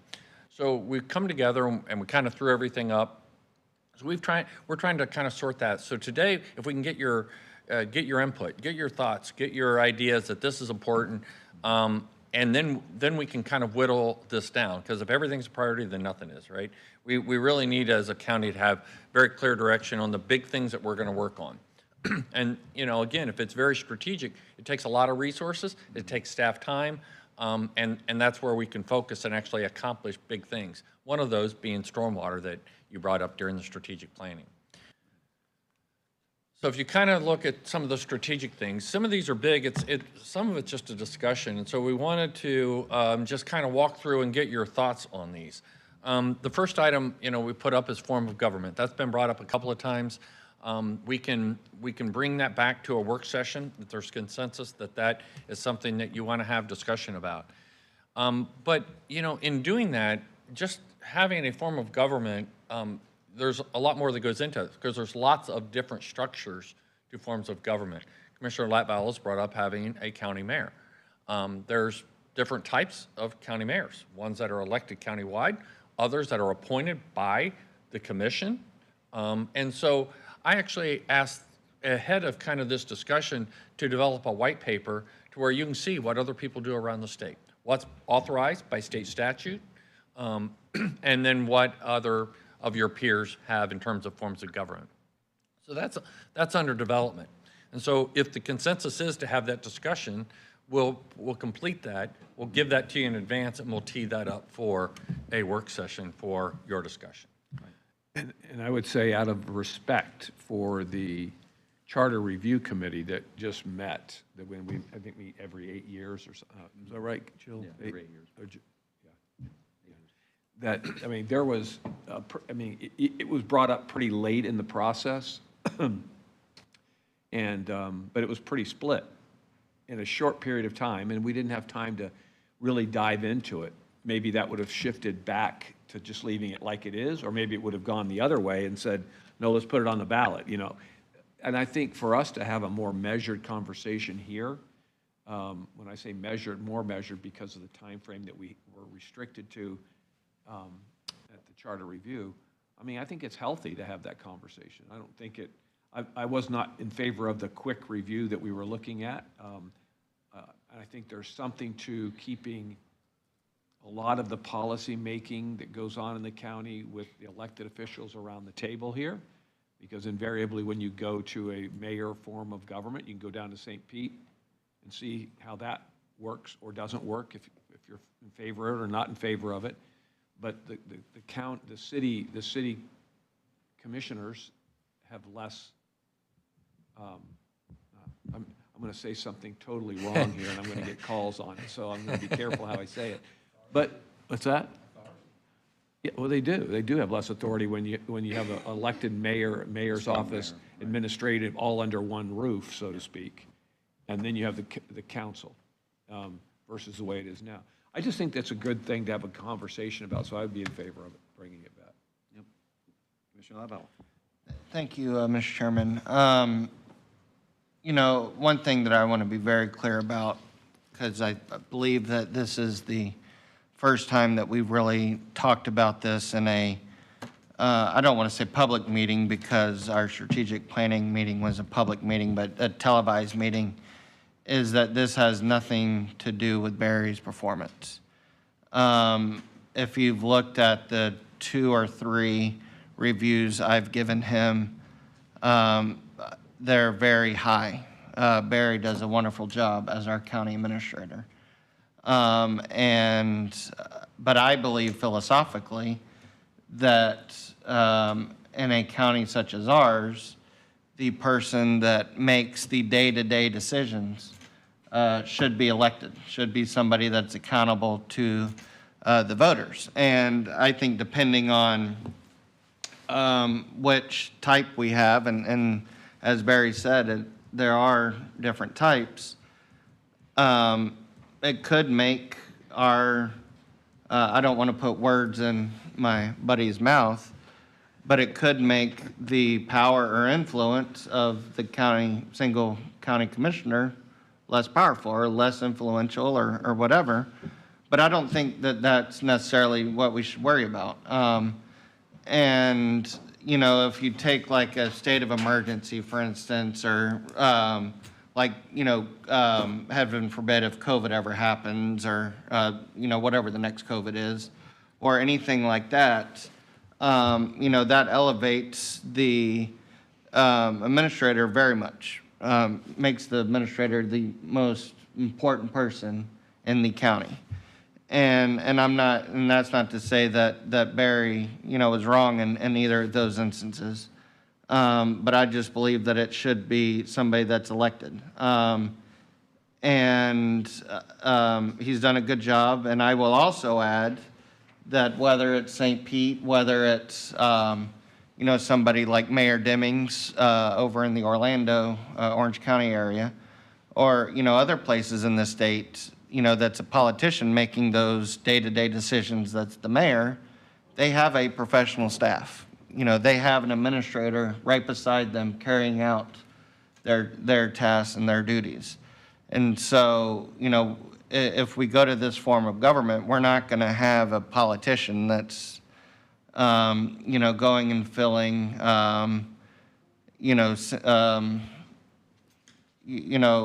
taking care of, whatever issues pop up by themselves. They will still have managers, they will still have department heads, very capable staff, professional staff that our residents have come to accustom. And I'm sure that they will have an administrator right beside them carrying out their task. And I will add that, Barry is not a spring chicken. At some point, he's going to be retiring. What is that supposed to mean? This is what he does. Yeah. Just get used to it. I mean, he's not Dave I didn't think Eckers I'd be in old. the same boat as you, Commissioner. What's that? I didn't think I'd be in the same Yeah. camp as you now. Yeah. I will add that Barry's not Dave Eckers old. But at some point, he's going to want to retire and play a little more golf. And, so this is not something that I think would be put on the ballot 6 months from now. And so I think we should take our time and be deliberative and see what kind of form of government would best suit us. If this is the path we choose, put it on the ballot, and then a couple of years after that, it becomes effective. So I don't think that this would really, I think 4 years down the road might be, the quickest that it happens, or even like 2 years. So that's just my thoughts. Being open-minded, as you say. Open-minded to all possibilities. yeah. Absolutely. Because I don't have a Preconceived. preconceived. Yeah. Thank you, Chair. Yeah, I agree with the majority of what my colleagues are saying about having a discussion about it. I think there would have to be very good checks and balances if the voters and this commission decides to go down that path. Good checks and balances between a commission body and whether a weak mayor or strong mayor. But how would it affect if we're preempted by the state? Like if we vote on something and Tallahassee says, well, you have to have this form of government, but yet if we already have something on the books, because I think there's a bill now to have a. Never had and didn't have a companion in the House. But for future reference, I mean, how would that affect? I can't imagine the state would try to interfere with local politics. Kidding. That was a joke. I don't know. Because if we choose, like if the board says, oh, we want to appoint a mayor, but then the state.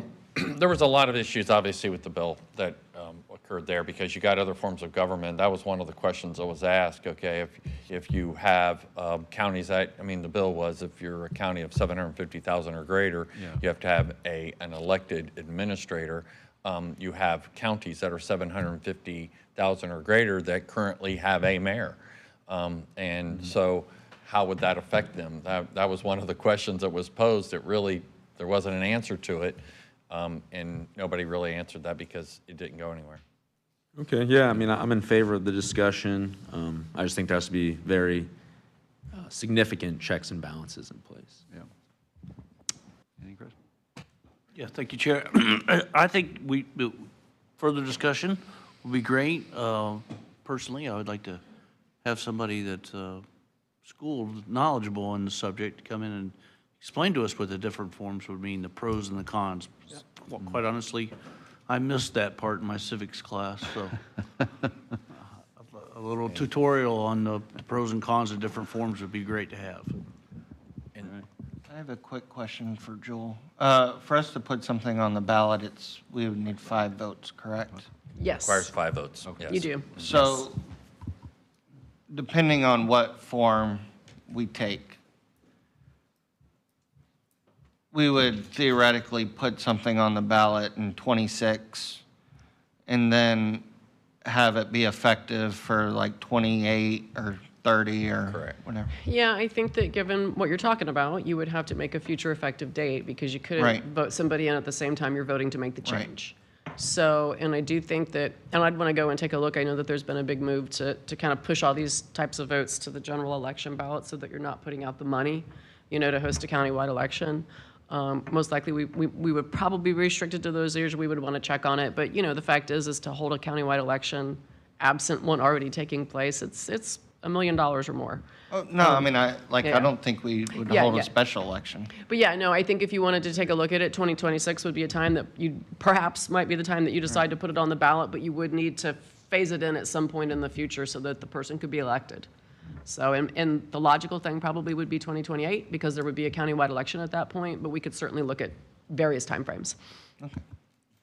And Commissioners, that's the reason I went ahead and asked that this white paper be prepared. So you have some background information, and you don't need another person if you want. I've seen a lot of different forms of government throughout my career, and so I can be pretty open and honest with you in terms of just from my thoughts, and that would be because like you said, it really doesn't affect me. It would, by maybe a year, I'd be consultant, and you probably. I might like that, a lot more, but it's, I am towards that time where I'm going to retire. And so I think I can be pretty objective in just offering ideas. And if you want to have discussions with me independently, I welcome that, and kind of walk through that. There's things that work. It's like with any form of government, there's pluses and minuses. Ultimately, as the elected body of the county, for you should make that decision. And the people of the county, that's democracy 101. You get to choose your form of government. And so that's a good discussion. One last quick question. Thank you, Chair. Would it have to 100% go to a referendum, or could the body adopt it? It would be a charter amendment, so it would need to go to referendum. Yeah. Well, I look forward to, I think we should have that discussion. I look forward to having that. I would like when we do have that, to also have a history lesson of how we got the form of government we currently have. Because Pinellas County was the first county in 1964 in the state of Florida to go to a county administrative form of government. So I'd like us to just, understand how we got there, why we got there, and understand if we do want to make a change, what problem we're solving for. Yeah, so that's a great point. Give us a first-hand perspective on that time in 1964. Who, anybody here? Not me. Not here around this table. No, I think I think it'll be a great discussion. And again, I think as long as I just caution commissioners, and we do whatever we want, obviously, but, as we do this, the more we do this collaboratively instead of Commissioner Latvala going off on his own and getting way down the road on something. He wouldn't do that. No, I know he wouldn't, but I'm just saying, if he does go rogue on us somehow, I'm kidding. But let's just kind of try to work us together on this, because I think this is going to be an important conversation, and I just want to make sure that I'm on your wavelength and you're on mine, and we can kind of really think through this, because this is a big issue. Big issue, yeah. And it's been going since '64. And if you remember, in 2000, not only did we changed government here, right, Jewel, to 7 commissioners, so that we had 4 districts. So we had representation on each of the districts, and then we added the 3 at large. 3 of them sitting around this table now. So all of it's been done for a reason that has a lot of value. So as long as we're open-minded to all of it, I think it's a good process to go through. So, Are you really sure you want to be in his wavelength? no. Just bringing it up. Okay. All right. So moving on to penny vote. Chair and I had this conversation, and again, it was brought up. It's not really strategic, but it is. It could be, I could have put it on the second thing, but a penny vote. Just to kind of give a little history, there's to prepare for putting an item before the voters for the penny. You have to prepare a plan. You have to have representation of the majority of the population of the cities represented. So they have to be, they have to support that. So we'd have to prepare a plan. We'd have to work with St. Petersburg, Clearwater, Largo, to come up with that along with all the cities and get agreement and consensus. As the chair and I were just talking, the good part about putting it on at 26 originally was that, well, then if for some reason it failed, then you can go back in 28, but you can actually only put it on the ballot once inside of a 4-year period. And that was a change in state law. So you get kind of one shot at this. But if you did put it on in 26, well, then you go back in 30, right? And remember, that funds our infrastructure. A third of the money that comes out of the penny is paid for by visitors. So they're helping to fund the infrastructure that they use. You know, and that's obviously the reason the penny has been so supported so much over the last decades. But there's a lot of work that goes in it, and there's a lot of work currently going on. Right. Including trying to figure out how to spend $813 million and Everything with the CDBG CDBG-DR, the mitigation money, we're going to have to work with cities on all of this, roll that out. I'm concerned, I just don't think there's time to get this on for 26. But I wanted to have that discussion. If there's a feeling that we should look at that, and then we'll start putting effort into it and bring it back to you later this summer. We don't have to make the decision today, but you know, we wanted to put that out, what everybody's thoughts were on that. Thoughts? I would be in favor of putting it on the 28 election in November of 28. That'll be a presidential election, huge turnout, and I would support putting it on during that general election. Oh, and that is another change from state laws. The law changed where it has to be at a countywide election. So you can't do it in the off elections as maybe have been done before. Right. Yeah, I mean, I think that we should do it when we know that the most amount of people will be voting. Yeah, I agree with that. And plus, we just have so much going on right now. I don't know that we could, I mean, we could get it done, but I don't know that we would get it done. We'd be rushing it, and I'd rather not rush it. I want to make sure that we really have time to drill down on what our priorities are going to be for that next penny.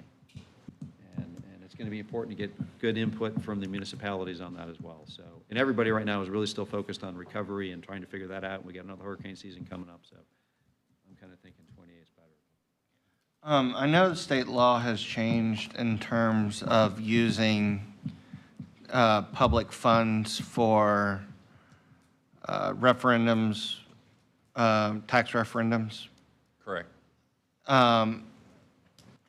Like, what are we allowed to do in terms of our own communications around that time? I haven't drilled into that, so I don't think I can give you a good answer. And that's something that we would definitely want to update. I know probably the last time that we really took a hard look at it was for the last penny.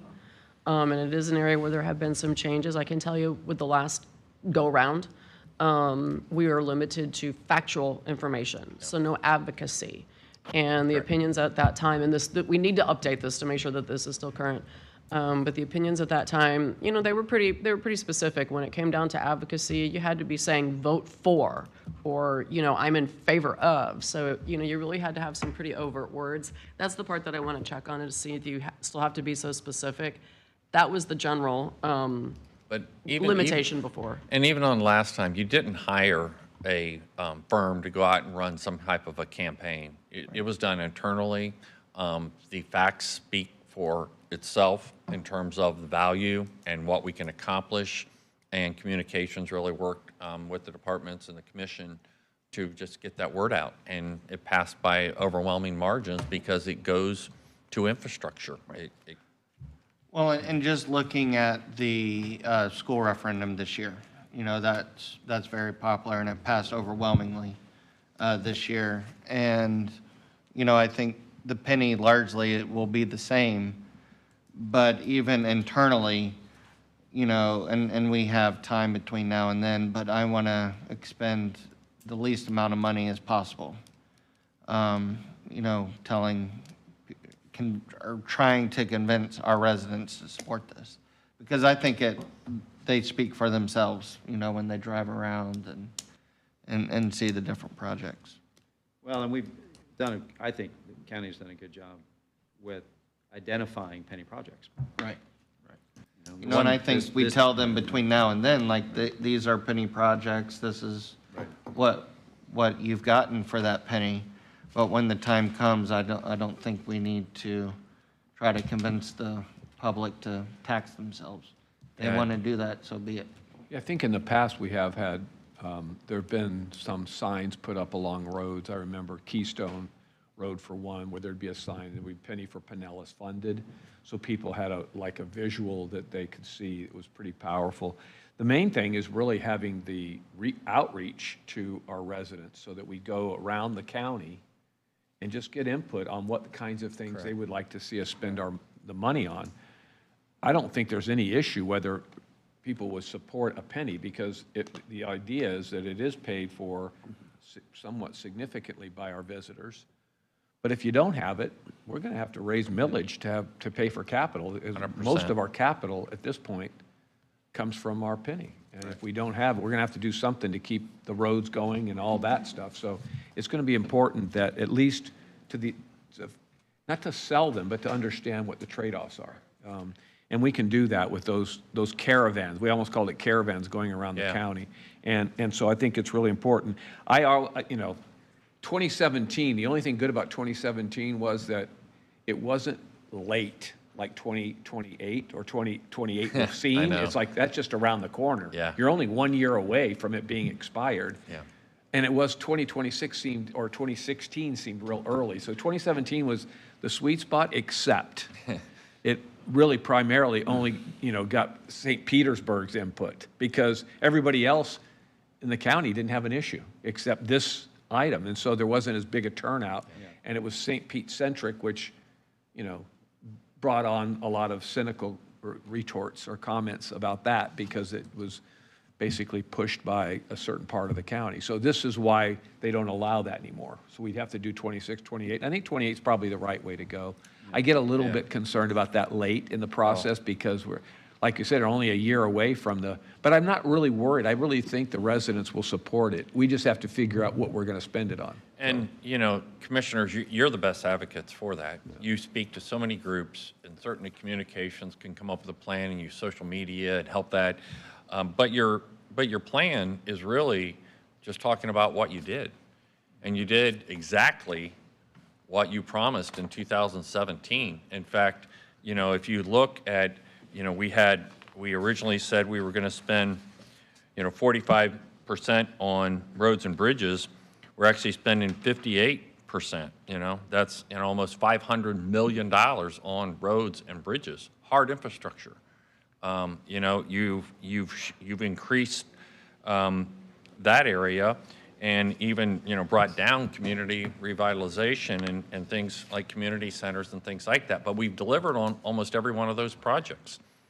So we can show you that we did what we said we were going to do. And I think that in and of itself sells the plan. Yep. And it doesn't go to pay for people, doesn't go to pay for government, it goes to pay for hard infrastructure. Jill? Yeah, one thing I just want to mention, I was trying to find it here in the statute, and I did finally put my hands on it here. Just to inform your decision, so everybody is aware, you cannot have this vote more than once within a 48-month period. So if you choose 2028 and it fails, you cannot do it again until 2032, which means there will be a gap of funding. So just keep that in mind. If it failed in 26, you could put it on in 30. So just keep that in mind. Understood. Thank you. Chris? Thank you, Mr. Chairman. When y'all did the penny last time, did you do community events and like town halls and stuff? Yes. So that is allowed by law? So when It was then. Oh, okay. No. So maybe unlike the HUD funding that we're getting, and we're doing the town halls for, which I'm all for, when we do these town halls, perhaps when we're deciding where they are at, we won't think that mid-county is considered Dunedin. No disrespect to the good people in Dunedin, because that was noticed. What's that? That then the mid-county meeting, Mid-Pinellas County meeting is in Dunedin. And then there's also another, North County I is would call Palm that, Harbor. I would call that North County. Well, I would consider that too. Clearwater and Largo got left out, but that's beside the point. Remember, just remembering that, like, some large percentage, well, close to 50% of the unincorporated area is in the North County, just for perspective. That's all I'm saying. This is that wavelength thing I was talking about? Anyway, Anyway. Commissioners, if, Well, Yeah, so. Chair, Chris, yeah. thank you. I like 2028 for many reasons. It does put pressure on us to make it a penny that most people would approve, and we can eliminate some of the things in the penny now that a lot of people do not approve of, so. And it's a better Gives us time to year. have a good discussion about it. Yeah, it gives us time to pick what's really important and what people, all the people, the majority of the people would approve of. And so 2028, when it's a full election season and we're going to have the greatest turnout, would be the best time to have it, for me. Thank you, Chair. Yeah, I would be also in favor of 2028, though. When would we need that, like, interlocal compact with all of the cities kind of figured out by? the spring of '28. So I think you, I highly recommend that you have that in place before you adopt the ordinance placing the question on the ballot. yeah. Strongly You're recommend going to that have to be in place the place. ordinance on the ballot by, I think, May or June, somewhere through there. And so obviously you're going to have that done ahead of time, which means you're going to be out starting in the fall of the previous year, working those and developing those plans and working with municipalities. And so Is there any way to, like, kind of do that now and kind of get that locked in and then, still have it on the ballot in 28? Well, you certainly can. I think it goes to a question of resources, and that's where I think we're, the concern is right now we're trying to work with cities on use of the DR funds. We're going to talk about the mitigation funds, and those are huge discussions. Thinking forward about using the penny is a whole nother process. And so, Well, I think that's why it'd be good to incorporate that conversation into why we're talking about, hey, we're going to be allocating, these funds now, but yet let's not forget about these funds in the future. So, you're getting, this percentage of these funds now. Let's look at how about this percentage, though, in the future and try to lock that in, if possible. I mean, if you're just kind of understanding I would have to do a whole assessment of what's needed in the unincorporated area. I mean, just so we understand, I'd have to put serious resources in. One of the things you did last time is we threw out numbers that were 100% wrong, okay? Every single project, okay? Because let's just take for what we did in the unincorporated area. And if you look under your plan, you allocate by category. So we said we're going to do, roads and bridges, and we put down a lot of different projects, very specific to what we're going to do under that category, 45%. Water quality, well, it's not just an open category, it's actual projects. And the community vitalization projects, that's, like I've mentioned, the Palm Harbor Community Center, and it's also a shelter. And so there's a lot of work that goes into it. But before we do this next time, we really need to go in and do some initial preliminary planning and preliminary engineering to get better estimates. You also need to put together your plan to put it out and escalate your cost to be midpoint of construction. Because what we had last time is, let's just take Palm Harbor Community Center. We said it's going to be $10 million and it's going to be 10,000 square feet. And I'm making these numbers up, but the concept's real. Well, when we got to it 5 years later, and we did the scoping, it was 15,000 square feet. And we did pricing that was in 2017, and now it's 2023, and we didn't account for that cost within the budget. So we need to put together a plan that we can actually deliver on. Luckily, a lot more people have come here and spent sales tax money. That's the only reason we're not having to cut projects from the penny of this current penny. I mean, we've completely exhausted the funds out of this 10-year period, and it was because of the increase in sales tax is the only way. Otherwise, we would have had to been cutting projects because we didn't put the time, in my opinion, of going into detailed plans on what we said we were going to deliver on. And what I mean to belabor that point, if I may, just real quick. It was like with the municipalities. So like we have to figure out that list of our projects. I'm saying, can we go to the municipalities because they have to agree on the percentage of how it's split? Can we just lock in? The percentage on how it's split, yeah, we could have those types of conversation. I think That's you're right what I about was that. referring to, is that, Okay. hey, because that's what, we're getting these other funds now, so if we can kind of lock in a more favorable, percentage for us, the county now. Right. I think you're really going to be talking about keeping the percentages the same. It's worked for several successive pennies. Any change to that, there are prescriptions by state law on how you would do that. And so if you went outside of what we've currently agreed to, I think that would require a lot of discussion at your level. Well, I think and I don't want to spend too much more time on this because we have 33 other items to go down here. But I think to your point, the percentages will probably remain very similar or the same. But if we can identify projects that are countywide that benefit the entire county, those can come off the top. So I think that's what we try to do, is we try to identify those projects first. So, okay.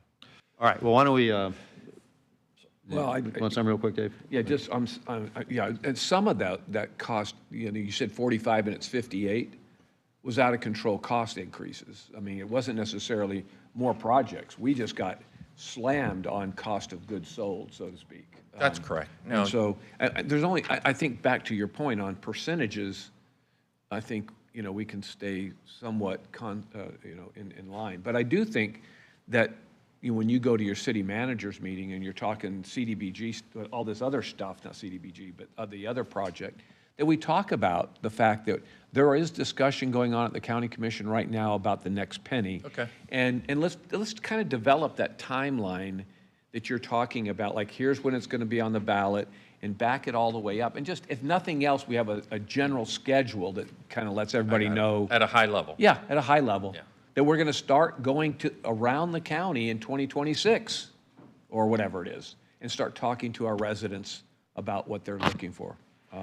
Anyway, I just think that's all. I think that's just more communication. I'm just glad I got until 2028 now. Yeah, right. And it makes some of these other items on the list a little There's a easier lot to of go. work that needs to go into that, because I'm thankful that we have the resources to deliver on our promise.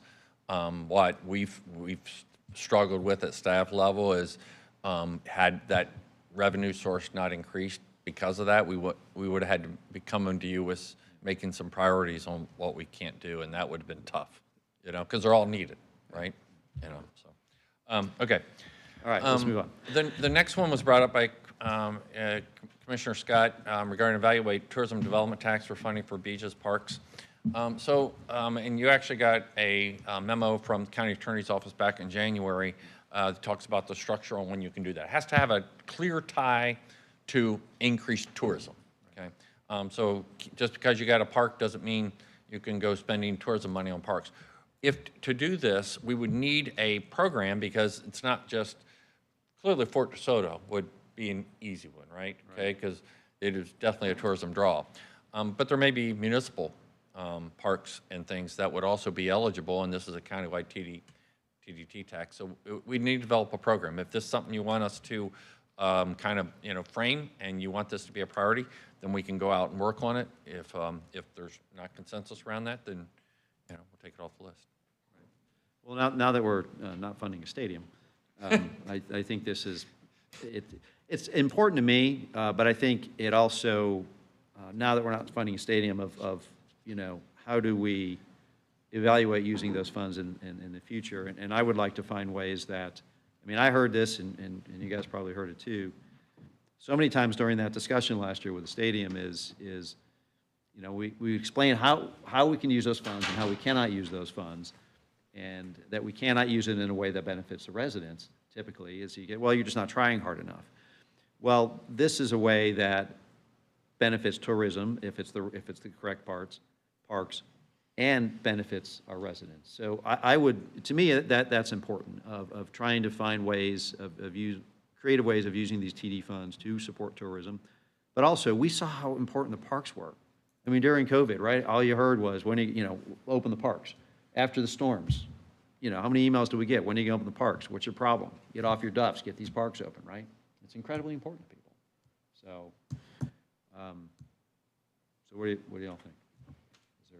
I think we should try to, I mean, I think it's always good to be able to use those funds on infrastructure. I've asked for it for years, and I think it just makes sense that we use more of those dollars to support areas and items that are tied to tourism. I mean, and I don't know how we develop that, because, I mean, I can really get creative on how it's tied to tourism if we need to, but. Well, Jewel will keep us straight on that. I know. Our beach patrols. She'll do her best to keep us in line. But yeah, I think it's an important piece. Yeah. All right. What thoughts? Yeah, I certainly would be open to looking at other things that we can use it on. And since we're not using it on a stadium in St. Petersburg, one thing that I think we should be open to is, depending on what St. Pete does with the 86 acres in the gas plant district, if there is a tourism element to it, convention center or whatever they decide to do with that massive development, if there's something that we could do to help them with it and enhance it, I'd be open to that as well. And, one thing that I've mentioned to Mayor Welch before is, depending on what happens with Al Lang, is I would be open to turning Al Lang back into a baseball stadium and trying to attract a baseball team for spring training. And I know that that's one of your favorite times of year, Barry. But, St. Petersburg had a spring training for 100 years. And, there is no doubt that spring training attracts tourism. I think the question, first, this is easy. If you're in consensus, we'll bring back some ideas of a program, and then you can chew on that, and we can bring it to a work session, bring it to to the TDC, and have that discussion. So, check that box. We'll keep that on. But the other issue, because it's on later about a spring training facility, the question is from a strategic policy standpoint, do you want us taking a lead on that effort? It's one thing to, and because it's the same thing when we get to a couple other things, it's one thing to say if something come up, like, for instance, St. Pete develops a property and it has an entertainment component, whatever that may be, we would engage with that, obviously, because they would come to us for TDC. Or do you want county saying, okay, we've got these 10 things to do, we're going to divert attention, and we're going to take the lead in trying to initiate that? And I think that's the question I need from the commission. If you want us to go down that path for a spring training facility, well, then I'm going to take time and actually develop a plan and bring resources on to do that. Or is it that we're in support of a city if they choose to go down that path? I mean, I think, excuse me, I think we can, talk to the mayor, and if he's interested in us helping him. If that's something that he wants to do, because I don't know what's going to happen with Al Lang or with the Rowdies or with So if we can keep these off our strategic plan, and we take it as an opportunity. So if the opportunity arises, then like with the Rays, it wasn't on our strategic plan, but we engaged because they developed it and they came to us, requested assistance. The city of St. Pete, or city of Dunedin, the city of Clearwater have done that. They've taken that leadership role in those two, and pulled us in as partners. Yes. So I think I think that's what we're Correct, talking but that gives me the direction that of whether we're wanting to support somebody else's effort, or whether we're taking the lead and saying, go out and find this third team, right? For instance. Yeah. Okay. Yeah, you don't, and maybe I wasn't clear. We don't have to be the ones that initiate that process. Okay. Next up we have is conduct a long-term budget sustainability assessment. That was brought up. Now, we typically do a 5-year plan. I think this year it's going to get pretty. Hold on one quick second, Barry. Wait a minute. We had Yeah, something else. yeah, I mean, I was going to say I would be in favor of evaluating that piece, but with that evaluation, if we're also looking at shifting a higher percentage to infrastructure, capital versus marketing. So, it's 60/40 now. So that if we would. For what piece? I'm sorry. The TDT. Oh, the TDT. Oh, the shifting of that versus infrastructure. Okay. Correct, yeah, because I mean, I guess the marketing is, 60, but yet only 50, or not even 50 of it is spent truly on marketing, and 10% of it goes to reserves for the marketing. Right. So that, I'd love to see the TDC spend a true, 50% maxed out, and then maybe shift 10% reserves to the capital for a year or two, and just, so just to incorporate that in the discussion if it was going to go down that road. Well, and you're going to have a joint TDC, a BCC meeting coming up here, and we've discussed Probably that next. before, and you could bring that up and have those types of discussions. Yeah, we usually kind of have that discussion there at that joint meeting, so I'm sure we'll have a robust discussion about it. Yeah. Sorry. So on the long-term budget sustainability, I mean, if that's just a direction, we can incorporate that in. I don't know if you see that as strategic or more, project-based. I don't even know what that means. I mean, Well, I'll lead in because it's so vague. We do that every year. Since Well, since yeah, I'm it's kind since of a- I'm the you one know. that brought it up, I think, or at least I brought up a part of it. I think you did. I'm just, look, I have been working for 10 years at trying to make sure that we slow down the growth of government, and that it comes down to services being rendered for our residents. If we keep doing the way we're doing, I remember when we were talking $2.2 billion budget, and it was like, oh my God. And now we're, where are we now? 5 point. Well, depends on whether you include capital or not, okay? 4.3. Yeah, But yes. include But capital. if we keep We're in going, the- we'll be over 5. Yeah, and if we so, keep going that again, it's trend. just, again, we're talking about being able to afford to live in Pinellas County, and it comes from a number of sources. So I just want to make sure we're doing our part. And what I had brought up specifically was, again, I don't want to keep bringing up the graying of our team, but we're 53, 54-year-old average, and it means we have a lot of folks here with salaries that might be, I don't know, that's why I'm asking, above market and comparable type market. And so I just want to make sure that maybe, do we have that? If we get younger and infuse with younger folks, do we have an opportunity to save some money over the next 5 to 10 years? And for me, it's important because we're going to continue to have our 3 to 4% increase in government every year for CPI, cost of goods sold. There's going to be something embedded in there, or the value of our employees' pay is going to go down if we're not giving them a little bit of a CPI bump every year. So how do we manage that process? And I just want to make sure we're exploring what we have here. I guess the So- question is, how do you want, I mean, we do a 5-year budget every year. We're going to come into you and we're going to start talking about those benchmarks and getting that policy guidance from you as we go, as I'm literally now starting to go through our budget hearings. So we're going to have those types of discussions about the budget process. And you.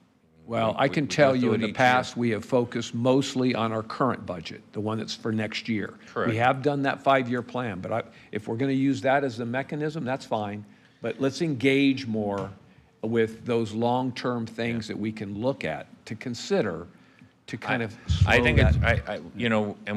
and I think we can do better with our budget process. We can engage with the commission more, and we can have whatever type of, additional conversations and programs you do. I mean, remember last year, I think it was eye-opening for everyone to see that the departments that report to the commission comprise about 20% of the budget, of the general fund.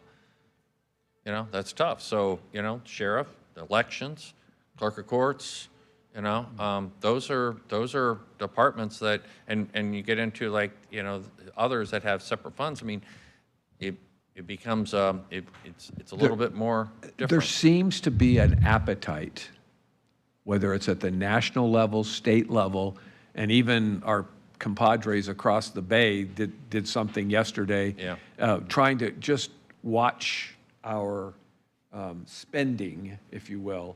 And so I just want to, keeping in that same spirit, I think there's more of an appetite for looking into that, whether it's our constitutionals or Yeah. us. So the question is, how do you want me to portray that within a strategic plan? Because I think you know, those that have been on the commission for a while, you see that we've done that each and every year. You know that I have fewer positions than when I started here 6 years ago. You see that we've cut our budgets of the departments report to me each and every year to absorb those cost increases. That didn't come without pain and choices, you know? And so, but we've also created or had unbelievable inflationary factors. So I'm open to that. Do you want to just incorporate that in the budget, or you want to call it out as a strategic item, I guess is the question. I think it's important enough to call it out as a strategic item, frankly, because it does kind of change a little bit how and I'm not saying how you evaluate it, Barry, but we're just going to have no growth. That's a strategic decision, period. No growth in the next 5 years. So how do you do that? I'm not saying that's what we're going to say, but how do you do that? Where are the variables that we're going to have to look at? It's going to be changing the mix of our workforce. I don't know. I mean, folks that are 40-year employees, it's just a different. You have that on later. You have an item on, and somebody put it on succession planning, and we do succession planning, within the county. We constantly have older workers going off and newer workers coming on. So, we do have that. I think you're right. If you look at the age of our workforce over that next, 5 or 10 years, we are an older workforce if you just look at the very nature of those. I have no idea what that looks like. I know that if the average age is 54, then that means, again, they're half. It doesn't necessarily mean half on this side and half on that side, but it does mean that we're going to lose institutional knowledge. It means we're going to, all that succession planning that you're talking about could be rather significant in many ways. That's all. Yeah, I think that's more of a succession planning than a budgetary issue. I think if you look at the salaries, we still, even in our upper management positions, if we can't hire, I mean, one of our goals is frankly, from my standpoint, is we got to do a better job with training. Okay, we've got to promote from within, and we've got to train our future workforce. Because you can't afford to go out on the market and hire that same level of experience and bring them in. It creates internal equity issues. It's not right by our employees, and frankly, it would cost you more. So from that standpoint, that's an area we are focused on internally, because we do know that future workforce is right here. We just need to do a better job of preparing them for it. And a couple quick thoughts on that. I share, I brought this up as well. I share your thoughts and concerns about long-term budget sustainability, because we can't continue to grow at 10, 11% a year. We just can't do that.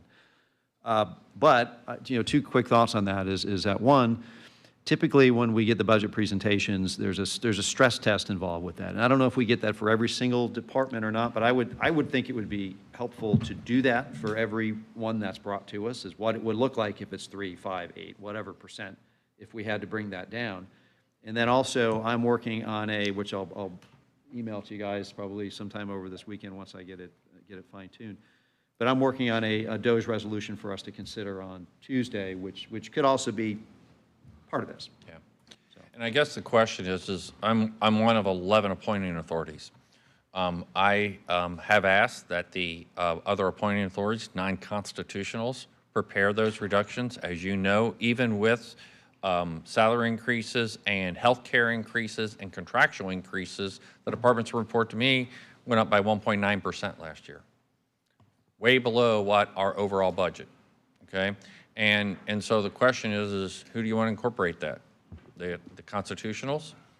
I mean, those are the types of questions I need your guidance on. That's part of government in our county. So, I mean, I'm not saying we're making definitive decisions today, but everybody needs to be challenged equally. That's all I'm saying. I know. I smile because it's just the chair will understand that. I mean, you're going to get a challenge because you got some areas where you have contractuals, you have some areas where it's all positions. Well, that was why we met with the sheriff a month or so ago, to try to start having some of those discussions early. Yeah, I mean, You don't have them, they just keep going. And I think everybody's, I guess being scrutinized. I mean, even the Department of Defense was being scrutinized on their massive budget. So I'm just saying, I think it's healthy to have the conversation. It's healthy to make sure that we're aware of the stress test that you're talking about. And what does that mean? And yeah, Barry, I was very happy with what we did last year, 1.9% increase in cost. That's impressive, and you guys worked hard to get there. So it doesn't mean we got to keep doing more of it. I mean, it still grew. The government still grew. Other constitutional spots still grew. And I'm sure they do their own internal stress test, I'm sure. But that needs to be a priority, I think, for conversation. So anyway. Vince and Chris. Yes, thank you, Chair. Go ahead, Vince. Oh, thank you, Chair. Yeah, I think it's great to, kind of like a fiscal conservative lens, and I think the board has kind of been taking steps to get towards that, last year and possibly the year before. But I thought there's another line item in here about a 2% budget cut across all county departments. So, I mean, I guess I'd be in favor of that too. And I think some of the other points in here about incorporating AI and other efficiency, I think would all go towards some sustainability assessments or, sustainability of a long-term budget. So, I mean, I'd be in favor of, maybe not making it like a county staff thing to go out and like do, but just know that it's like, which I think you're alluding to, like you understand the fiscal conservatism of the board and wanting to have a long-term good financial health is kind of what you're alluding to. So, I mean, I think if it's just like a point and like it's known by everybody, then if there's other resolutions to come, then I'd be in favor of that too. But I think it kind of is starting to address itself. So. You're welcome. Yeah, thank you, Chair. On the sustainability assessment, it is not sustainable, so I don't think we need to conduct one. The increases that we've been having. Short term, I would like to see budget reductions, but I think it would be good for us to, as a commission, request our constitutionals to join in with us in trying to find a way to shrink spending this year coming up across the board. But long-term, I would be in favor of POGE, the Pinellas Office of Governmental Efficiency, or an agency. We spend millions and millions and millions of dollars a year hiring consultants to help us figure things out. Why can't we maybe hire some consultants to come in and do departmental reviews of not just us, but our constitutional partners? And then some of our actual we could even hit some of our larger taxing authorities like PSTA and make them sit down and justify their costs. Maybe even put a committee together that has the enforcement powers to institute the changes that are recommended. I don't even know if we can do that, but we have to get the spending under control. Thank you, Mr. Chair. I'm not in favor of hiring consultants to cut spending because that's our job. That's why we got elected. And we would just be spending money to tell us how to cut spending. My question for you, though, Mr. Chair, is the DOGE thing the resolution that you mentioned. I know we got a letter from the governor's office that had the 5 items that we were already doing. Right. Is your resolution, is that something similar to what Hillsborough just implemented, or is it some new ideas? It's not proposing that we create a new committee. Basically, it is memorializing the process that the Executive Office of the Governor wants to go through, and affirming that we share the same goals and outcomes. Understanding we don't really exactly know what their process looks like. It might, from talking with Barry and also with Ken Burke yesterday, just trying to get a sense of what is the Florida Doge office doing, is it appears that they're taking budget data and they're running it through some AI, looking for, redundancies and parallel systems and things like that. And I'm all for going through a review like that and trying to identify duplications and things that, areas where we can implement best practices to save money. So it's really more just opening ourselves up to that process, because we don't really know what it looks like at this point, but just saying, we're here, we want to work with you, and we're ready to move forward. Yeah. And I should know this answer, serving on BTS. And I know that BTS uses AI and some of the stuff that the county does. Does Ken Burke's office specifically, and I think he uses AI some, but when it comes to like spending and things like that, does the county use AI? Well, we use AI in a lot of different things, but I think, what we've used AI for over the last several years is going to be very different than what we use AI for in the next 5 years, And I think that's, I actually had Brian Zumwalt come to to my department heads meeting to really talk about how do we kind of prepare ourselves for this next generation. Right now, we use AI for lights. We can interconnect lights, we can measure traffic, and it can adjust the timing to get the best capacity through. We have that in some lights, other areas we don't. That's an area we need to expand, right? Traffic lights, right? Traffic lights, okay? We're currently piloting a program to say, here are all of our codes. Can we do a plan review? And it does plan review by that. Where we need to learn how to set up governing processes and stuff is when we do that code review, and if you build a patio this way, you can do it this way or this way or this way. Now it's going to make the decisions, and then who's responsible, okay? And same way with medical decisions, or struggling with that on, how much do you release, how much control do you have, where's that decision making, where it's making decisions is far harder. And I think all of us have to think through on how do we use AI kind of going forward. BTS has developed some policies, some general policies around AI, and I think that's where we need to work together. And it's on the item, and I talked to Brian about that, for us to come together and really think about internal committees to really challenge and teach our staff of how to even think about using AI to find greater efficiencies. Because we're using it for tasks, and we probably can expand it on performing more tasks. So I think there's a lot of opportunity there, but I think we have to set ourselves up for how we use it to replace thought.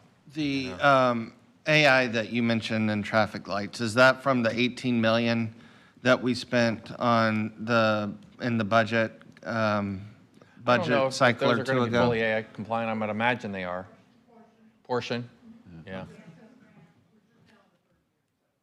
Yeah.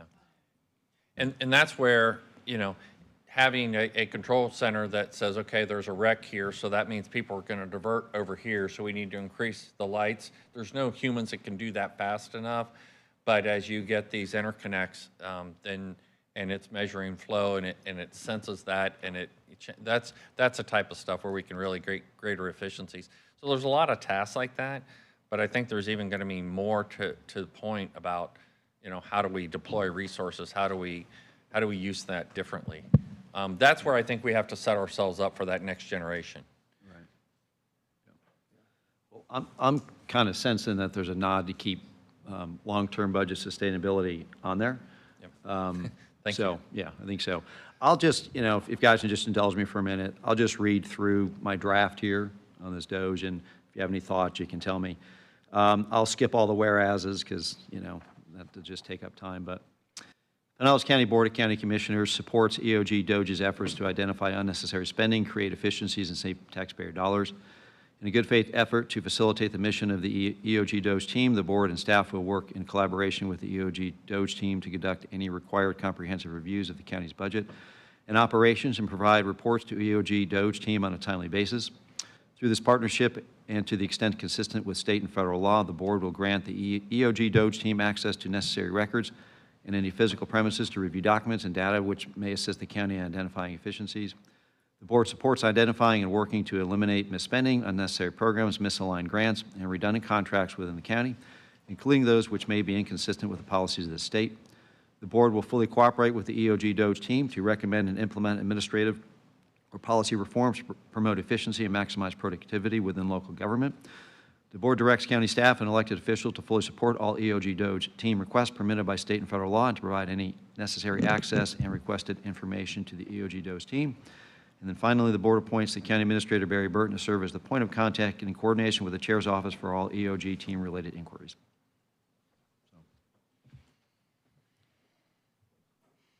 And we had a conversation with FAC the other day, and that's one of the things they said is that's the first of many requests you're going to get for data and information. Right. So we're going to need to be able to turn that type of stuff around pretty quickly. Just to have that memorialized, you may want to remove the county administrator's name, so then like you wouldn't have to change it in future years. What are you trying to say? Oh, nothing. I'm just from a legal standpoint. You have some, Poor Barry. I'm glad they're picking on you today, Barry. No. Yeah. Oh well. From a legal I standpoint. gave up feelings years ago. So. All right, so. Yeah, I mean, I think this is great stuff. And I don't think, again, this is all a great conversation.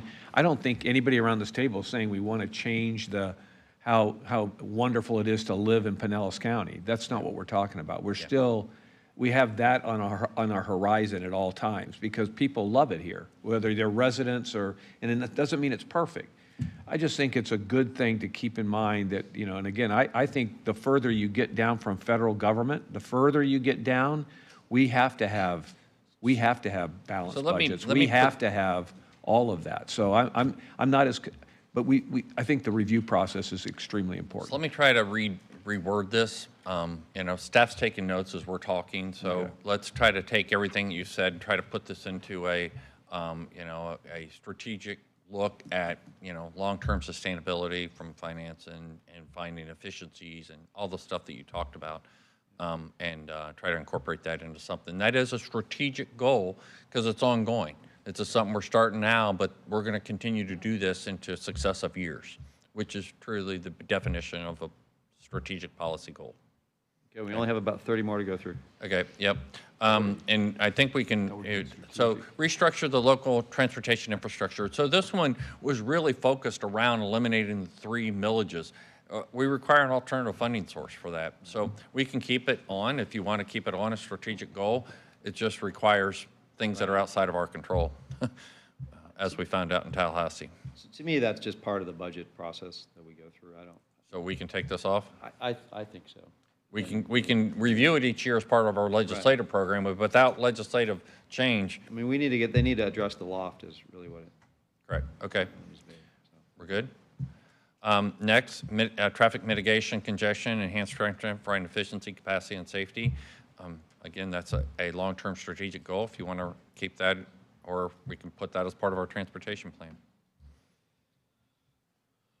Again, back to your point Barry, about utilizing more AI in this arena. Maybe that's the part that we're talking about because, I mean, poor Tom Washburn, I call him all the time when I'm out on the road. I'm his AI because I'm instantaneously telling him where there's issues. And he goes in and he looks and checks and sees if there's a problem, bless his heart. But, I think it's important element, not necessarily that line, the way it's written, but incorporating.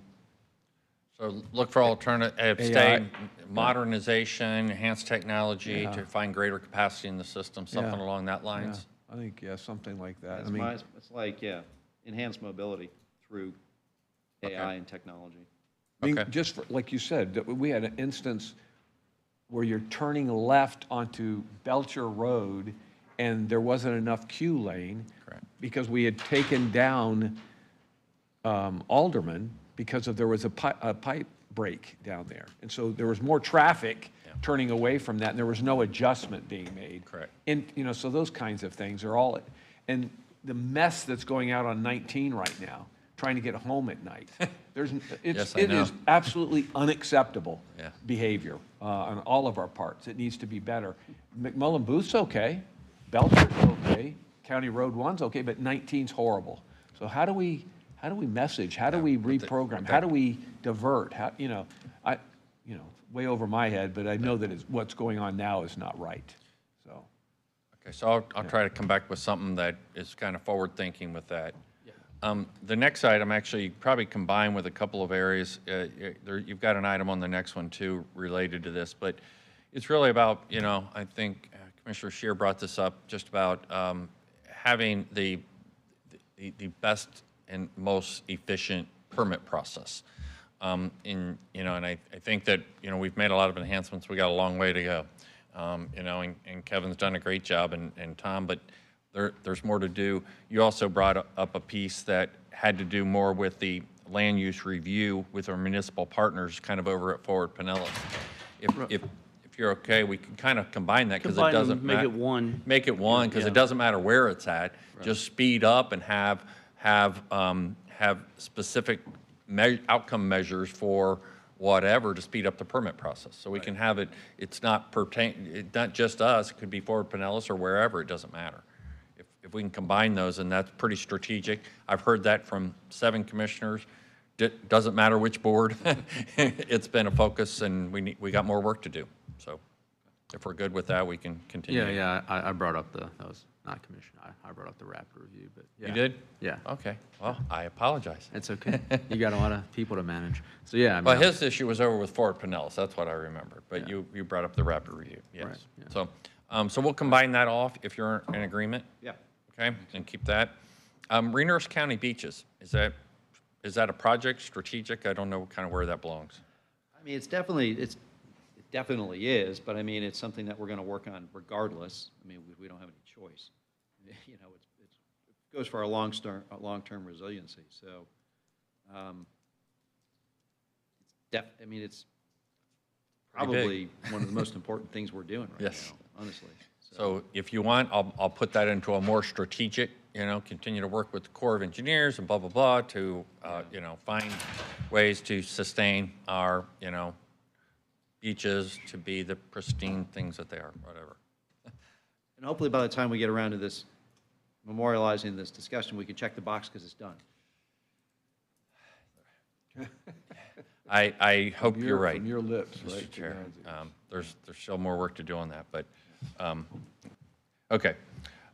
So if we move on to the next item, which is me. So this kind of goes back to your other item that we were talking about in terms of, flooding. Enhanced flood monitoring in inland waterways. Well, we also have that, down with, work with stormwater task force about opportunities for regional stormwater. Stormwater is just such a big issue, and so and I've heard a lot of you bring this up, we can I think combine these together, but the first outcome is to bring to you an evaluation of our stormwater systems, to where we can get some baseline data about what's even possible. And we have the mitigation money that we just received. That's one of the things we could use out of the mitigation money. How much was that? To look at the opportunities, $400 million. Because I can tell you that there's opportunities. I just can't necessarily tell you what they are, because we all work in our own little areas, and I'm sure that's with the municipalities and stuff too. Regional stormwater is fine, but you got to have a way of getting it there. And so you're going to have, and that's where you had flooding issues internally. The Standard is a great example over in Clearwater. I mean, there's nowhere for it to go. And so how do we resolve that? So we may need to put some work in, but it's certainly a strategic goal, and there may be iterative steps that we need to do to where you can come up with a solution long term. That'd be strategic, one of our major items? I think it has to be. Okay. Based on what we've experienced here the last year. Short-term rental ordinance, can we just check that box? Yeah. Move on. Okay. Is there anything that we need to know about, and I talked to Matt yesterday, going on at the state level that could affect the work that we're doing on short-term rental? Yeah. Yes. Okay. Senate Bill 180. Yeah. Yeah. Would repeal that. And so. Is that the goal, or is it just happening to capture that in its work? It's capturing that in something that's bigger. It has to do with, development in other areas of the state and Hurricane damage. And so they're fully aware of our concerns.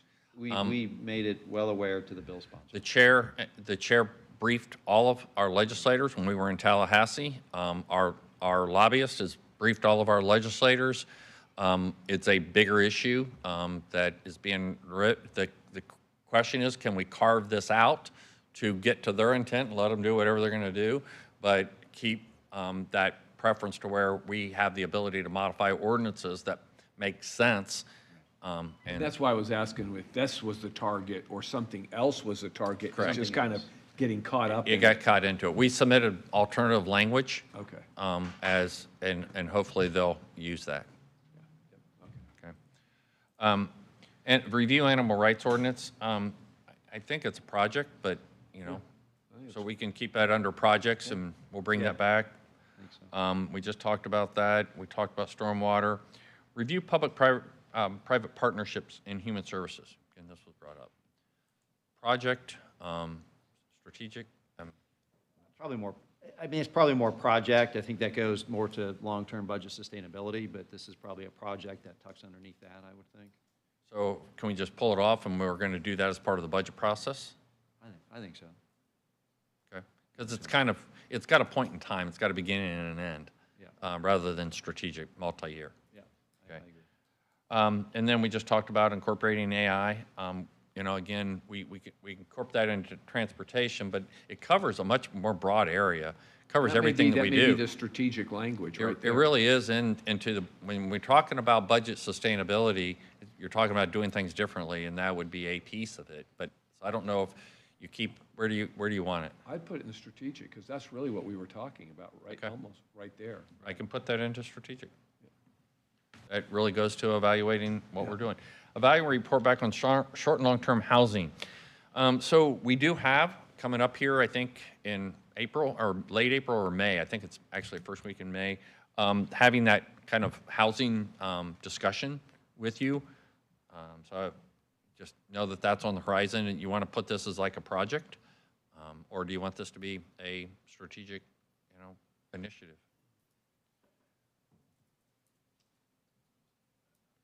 To me, the long-term affordability in Pinellas County goes to that, in my mind, the long-term budget sustainability. I think this is more project-based to me. That's a tough one. It is a little bit of a tough one, because it really is going at the affordability for, whether it's a home ownership or rental, the next generation of young people trying to be able to, live here and buy a place, for crying out loud. It's getting harder and harder. I'm not sure what the answer is, because we're all being protected by Save Our Homes. We've been we've been at it for 10, 20 years. The young people, I don't know what we can do to address it, but having them be able to stay here, keep our young talent here, more of the manufacturing opportunities that we talked about earlier today, raising the standard of income in our county. Those are all incredibly important for this. And so I think it's pretty strategic. I'm not sure it's worded this way, but I think it's pretty strategic. So you want something to continuously evaluate and look opportunities to address. This is like grabbing the tiger by the tail. There's so much to it. So I'm not sure where it falls. It falls on our schools. It falls on our technical schools. It falls on us. It falls on our. Frankly, there's just so much that's outside of government's control. It is. But at the same time, there are residents that are struggling to find a way to make ends meet here, whether it's our teachers, our first responders, and they go to Pasco County. Employees. That's unacceptable. Yeah. They do it because they find better opportunities right now. I think it's strategic. Okay. Yeah, I agree. I think it's strategic too. added with everything that we're talking about, AI, new generation, new workforce, manufacturing jobs. And so, I mean, I think government does have some control when we're, voting to spend millions and millions of dollars for penny funds for building apartment buildings instead of home ownership opportunities. So I think there is an element of government control. I mean, this ties into, penny for Pinellas, if we're going to do that in 28, I mean, to incorporate that conversation, we want to use funds for home ownership. So I think it is more strategic planning. And we got your home ownership piece into this, but we'll reword it based upon your feedback and bring that back to you. Work session on future MPO, so how about we just bring that back? Yeah, it's kind of a project-based. Increase employment opportunities, job training, and business recruitment. It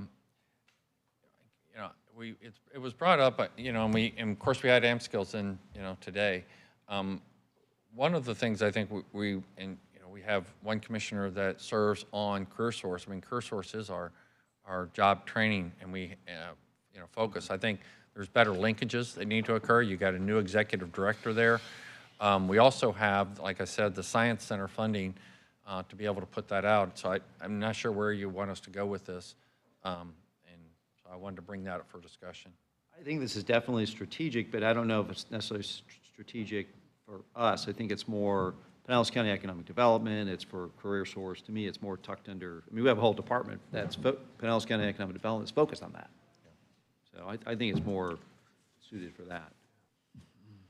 Okay.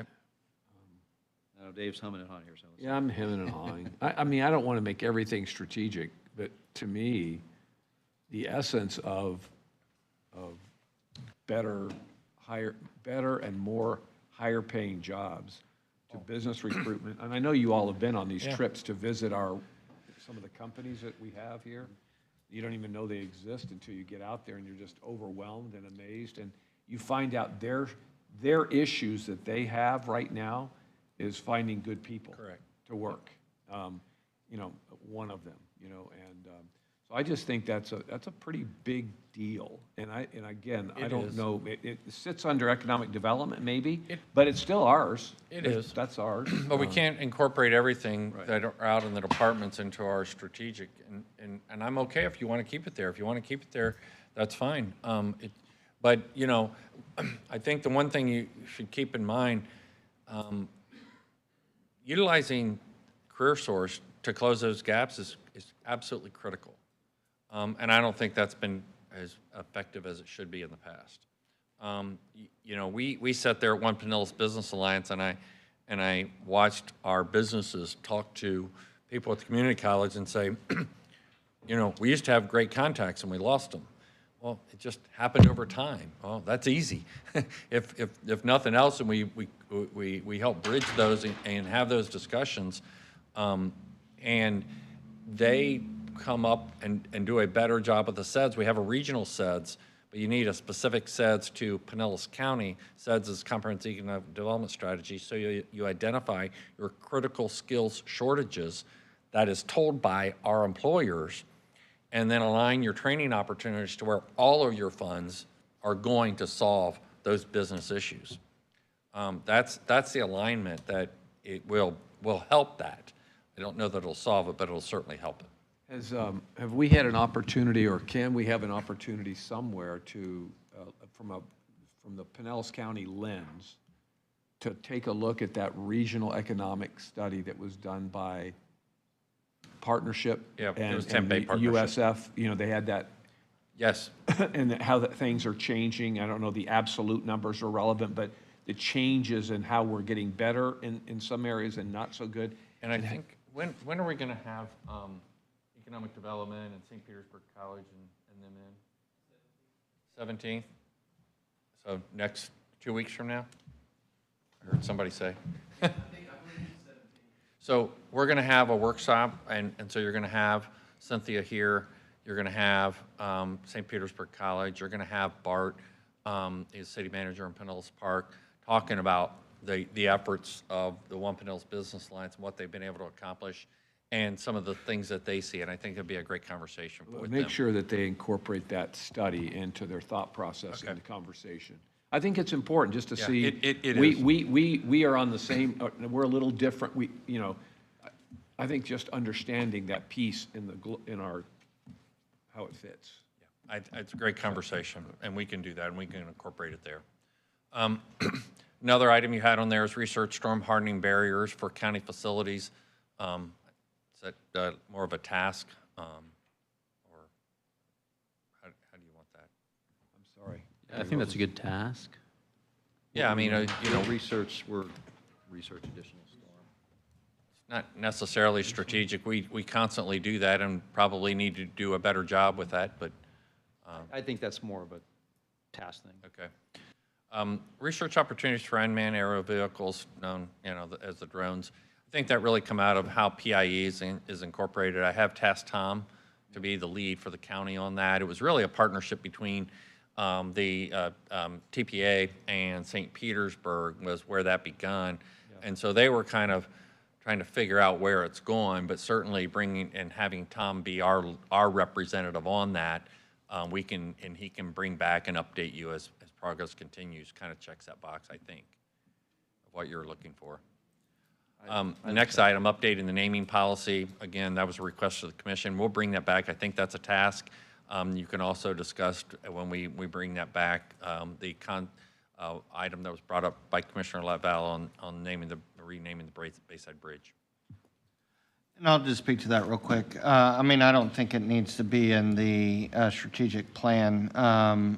My preference was just to rename the Bayside Bridge after Bernie McCabe and Bob Dillinger, two iconic individuals.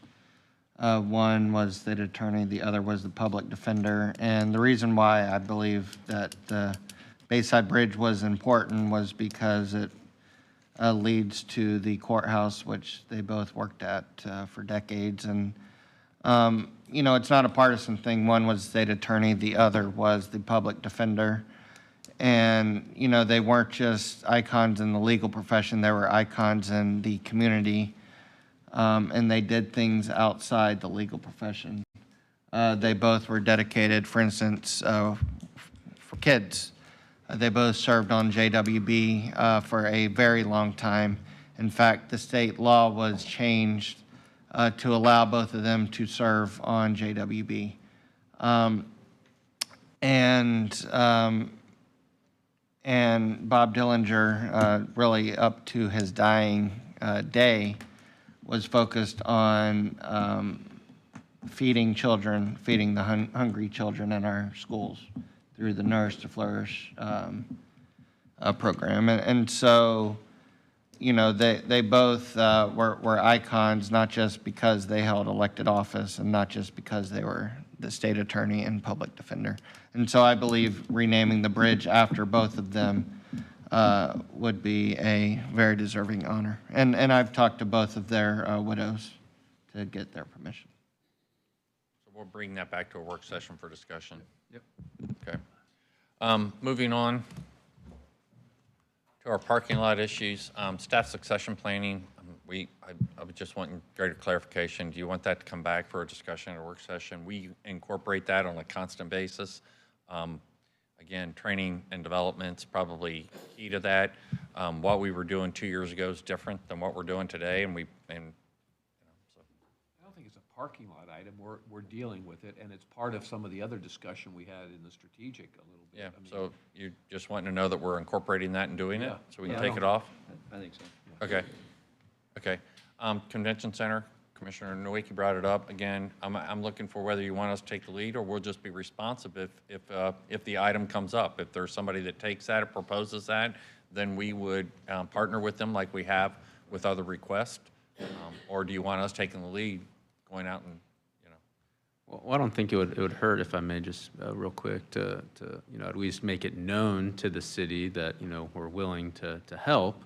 So not maybe necessarily take the lead right off the jump, but, just, communicate to the city, hey, we're ready, willing, and able to be a good partner if, because I know the mayor briefly talked with the chamber about adding a convention center. So, maybe just doing something to let them know we'll be a good partner there. And if they want to take it on, at least just kind of lead the horse to the water a little bit.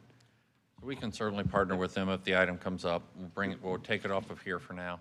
Do we have a sense of like, and I know 67 counties in Florida, that some of them are very small, but do most of the larger counties have convention centers, and are they used for corporate tourism, like more opportunities to bring in businesses to the area, and or gymnastic competitions? And because the convention centers can be used for a multitude of things. Are there real opportunities there that we are not availing ourselves of? We haven't conducted that type of an assessment, so I wouldn't know the answer to that. I wouldn't either. I mean, it would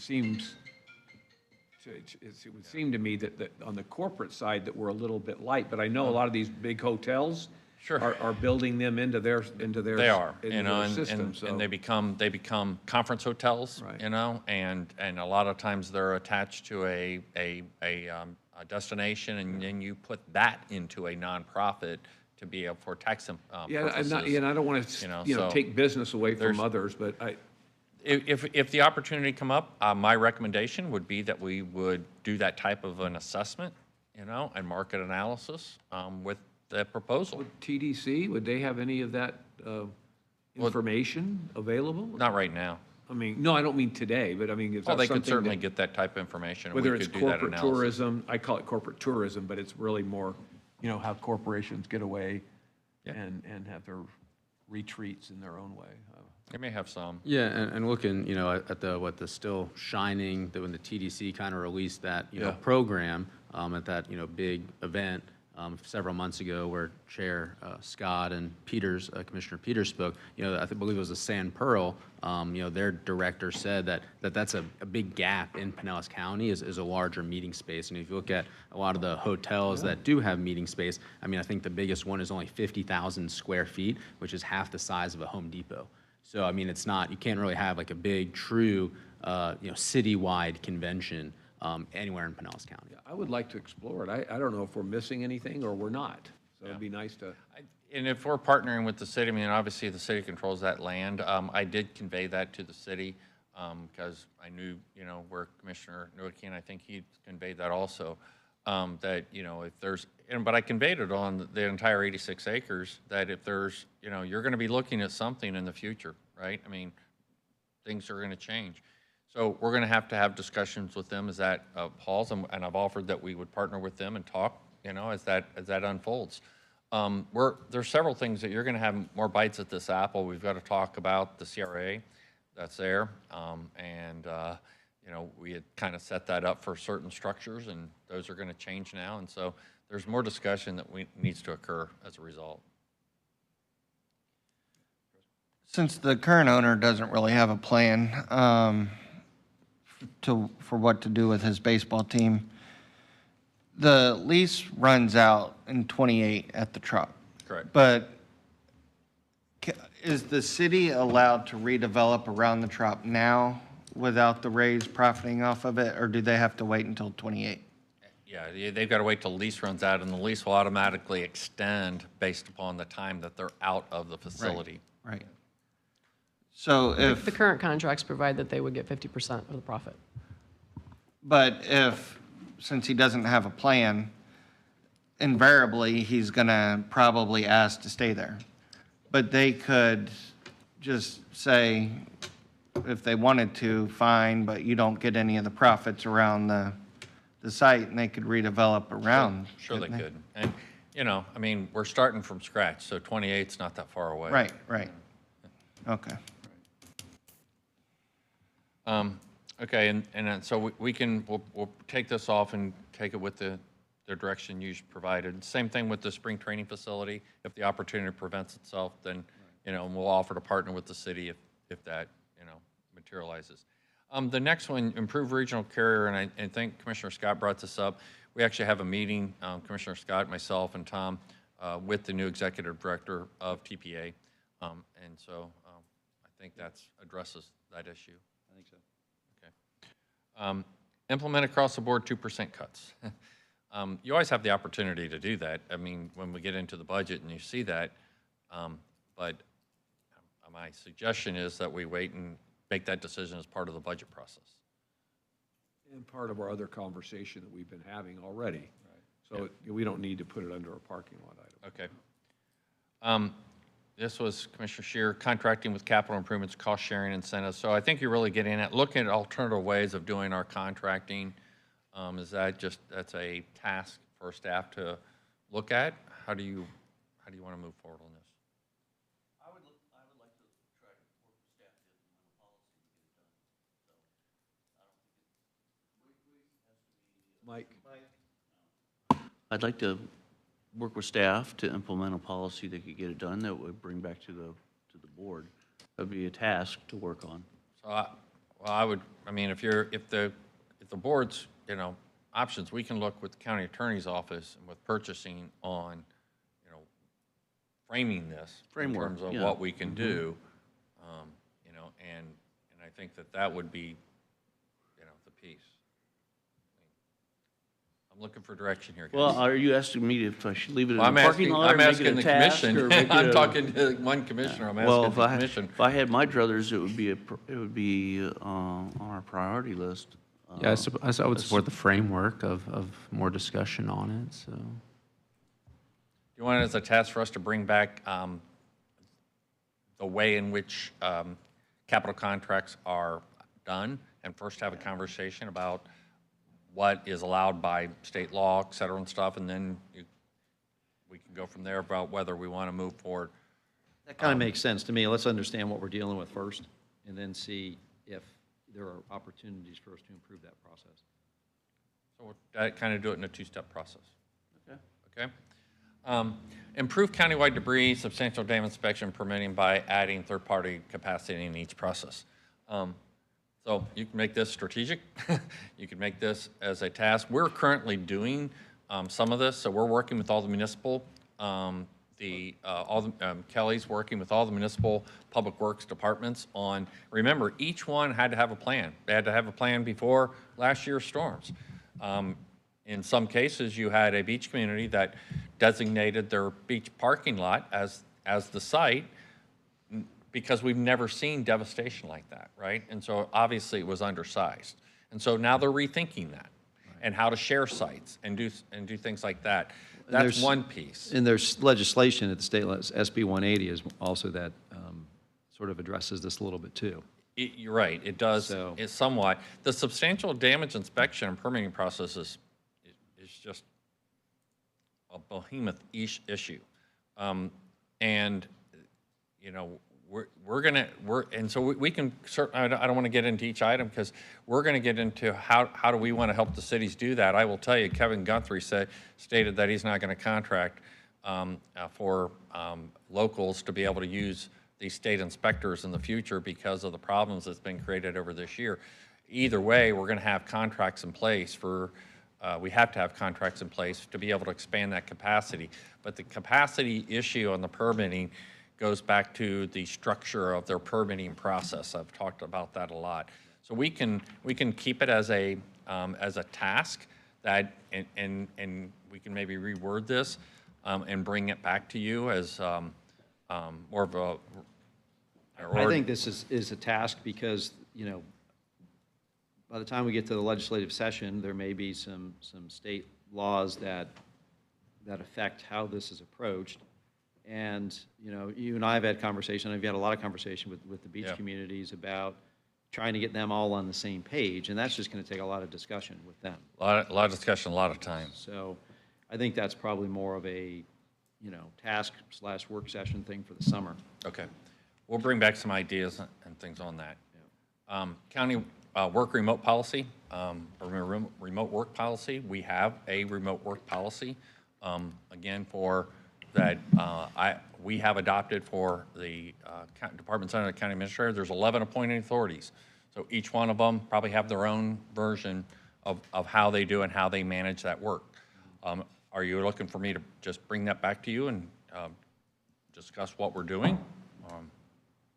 Yeah, I think that would be a good start, and outside of a reasonable accommodation, that was what I suggested was, have a remote, bring the employees back, to the work unless they have a reasonable accommodation, which is protected by law.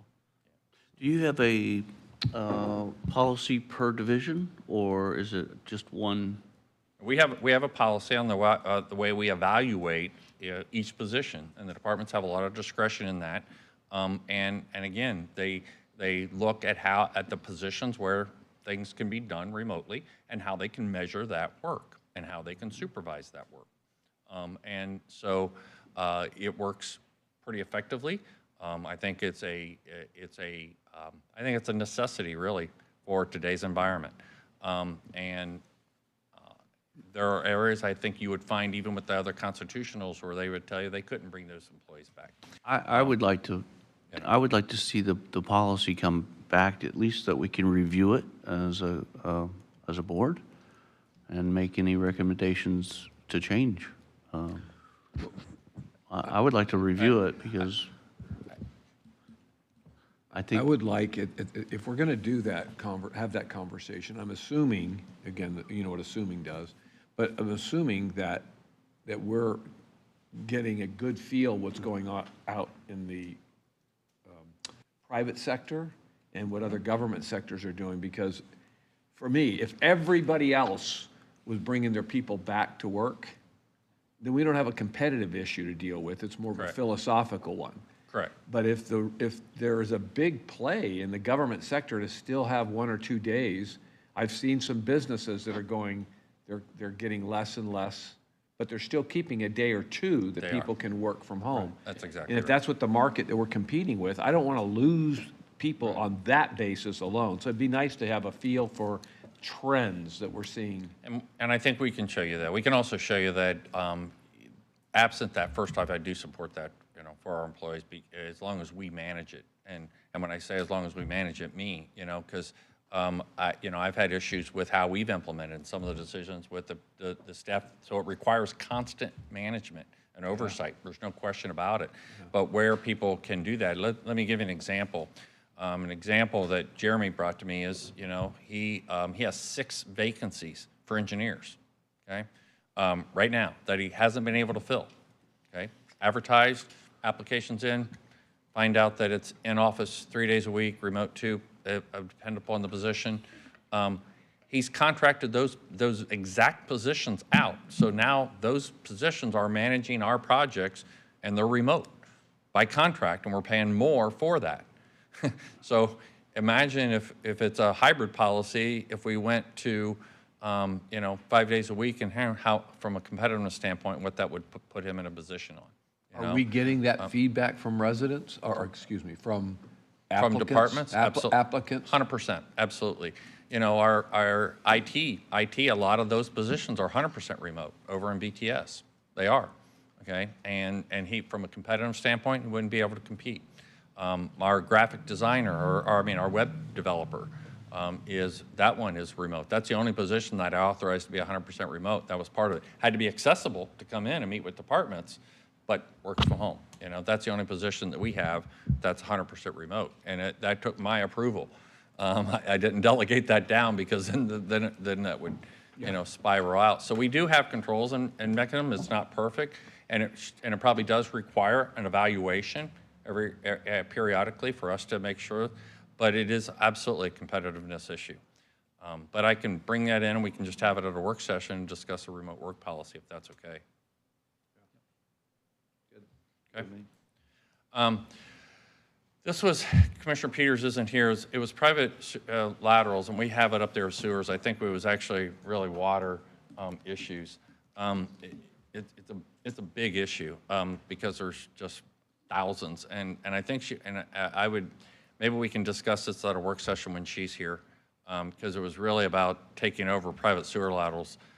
That would be beyond a behemoth, exercise. You'd have to have easements and everything else. And I think she was also talking about inspecting them. Even inspecting all of those on a periodic basis, we don't believe we could get the crews and contractors to even do it. The capacity simply wouldn't be there. But she's right about one thing. It really came out of us losing water on the barrier islands for a long period of time. But what we also found, though, is that's exactly the reason that St. Petersburg had to shut that down. their water system down, because I thought it was actually a large break. I thought, because we even talked about, if you remember during strategic plan, should we have a loop system? And I was surprised we didn't have a loop system where you back charge where you have a break. But it wasn't a major break. It was 1,000 little breaks that caused them to be losing pressure to the extent where it would have burned out their pumps and you would have lost the system for an extended period of time. So I was even incorrect in that assessment. So I don't know where to go with this one. But Commissioner Peters did bring it up. So we can bring it up maybe when she's here. Yeah, and if it's something, then we can work session. Okay. Next two items, the last two items, gas station generator. So you brought back, can we require gas stations on these primary routes to have a generator on site? Florida statute actually requires for them to have the hookup. Doesn't require a generator on site. It requires a hookup for a certain size. It has to be like, I forget the statute, but it was like 5 stations. They had to own at least 5 stations or something to that effect. And so we have 2 legal opinions. I will probably defer to Don, but we need to get clear on whether we can require that or not. But frankly, if we can require it, it'd be great. But there is a bill at the state level, but it would provide some grants for the hookups. So we'll move on that. I can put it on kind of the projects to do. We'll get the legal work done and see if there's more to do on that. Barry, do we have a sense of like those, how many of, like what percentage of our stations have them or not? Is it like less than 1%? Are we talking 30%? I don't know that I have that type of information sitting here today. I know when I drove down Alberton and you see a line out the door at one station, but 4 other stations shut down, my sense was that they didn't have power, but they had gas but they couldn't get it out to fill people's cars. That would be my sense, but I don't have any data. How difficult is it to have a request for information from our providers? Yeah, I would have to work on that. I don't know the answer to that. I would like to see that stay on there, but rather than, let's say, require gas stations to have them, make it a requirement, maybe we could help develop a policy that would incentivize them to that's a good provide idea. them. Maybe like we give them tax credits if they build. I think we that's a find the great ones that idea. are strategically located for lessons learned from the storm. Go to them and say, hey, if you put in a generator, we can offset your property taxes for a certain time, or some kind of Help them incentive. identify grant opportunities or something. Yeah. Something, and maybe we have a source of grant funding on a limited Well, basis. it might be through our funding that we're working on right now too. So let us look on this and we'll make it a task. Yeah, I wonder if Yeah, that it's a could task. that be part of mitigation funding? I don't know. Maybe. I'm sure Matt's thinking about that right now. Yeah. Could be part of that, that But, 800 million. I don't know how many stations, I don't know, so before we put it out as a program, I'd like to know how many stations would be eligible and what that Right. cost would be. And so there's some work to do, but if we can make it, for the purposes of today, make it a task, and then staff will work on it and bring it back I to you. think How it's a about high that? priority. Okay. And then the last item, emergency gas for employees. I know you heard it, I heard it. I can just develop an internal policy if you're okay with that, on how do we manage that during an emergency. Okay. All right, so let's move on to agenda review, and it's probably one of the shortest agenda I've ever seen. Which is a good thing since it's already 12:30. Okay, so let's see, we'll go down to item 7. This is a plat for Innisbrook. You can see that.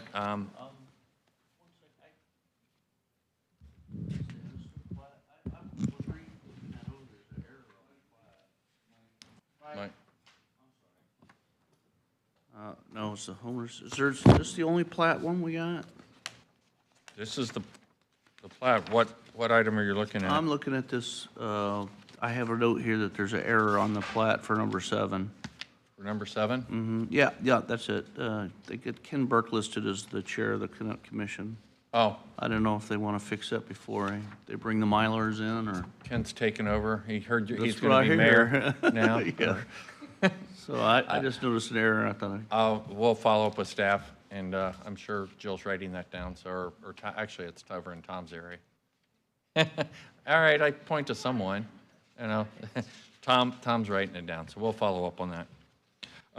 Item 8 is cooperative funding agreement with Southwest Florida for the Lake Seminole Watershed Management Plan. It's a matching grant, 50%. To the regular agenda, item 9 is a maintenance agreement with Honeywell for our annual facility permit to perform routine services throughout the county.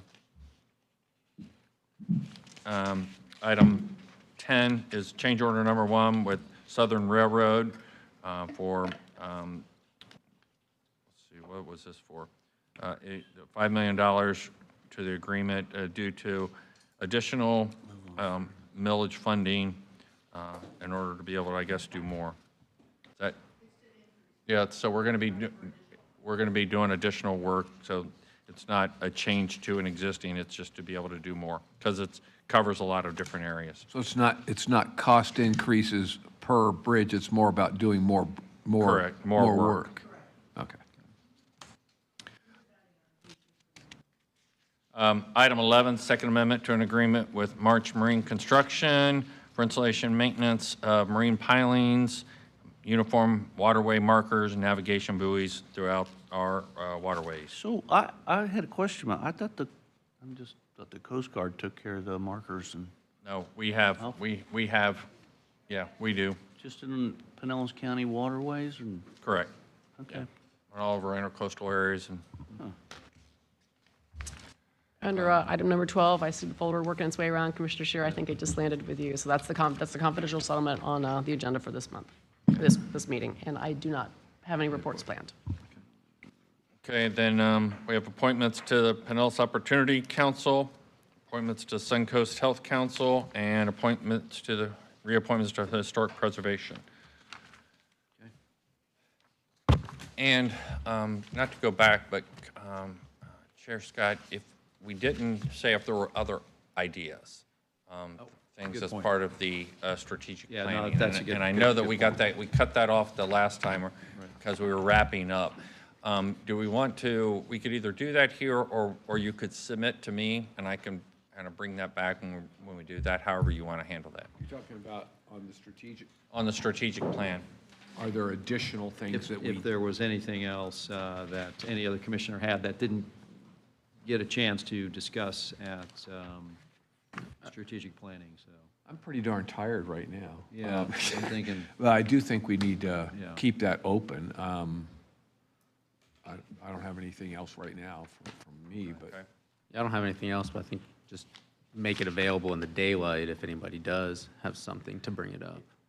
Yeah, why don't we do that? If you do have any further thoughts or anything that we didn't get a chance to, ran out of time for during strategic planning, send them to Barry, and then Barry, when we come back to review this, kind of a final pass with it, let's And I'll have talk that about it. ready, and we'll have some staff work that goes into that, and then we can have that same discussion, and then we can finalize our plan. Let's do that. Okay? All right, sounds good. All right, that's all I have. All right, everybody. Well, good discussion today. So enjoy your weekend, and we will see you all on Tuesday. All right, take care.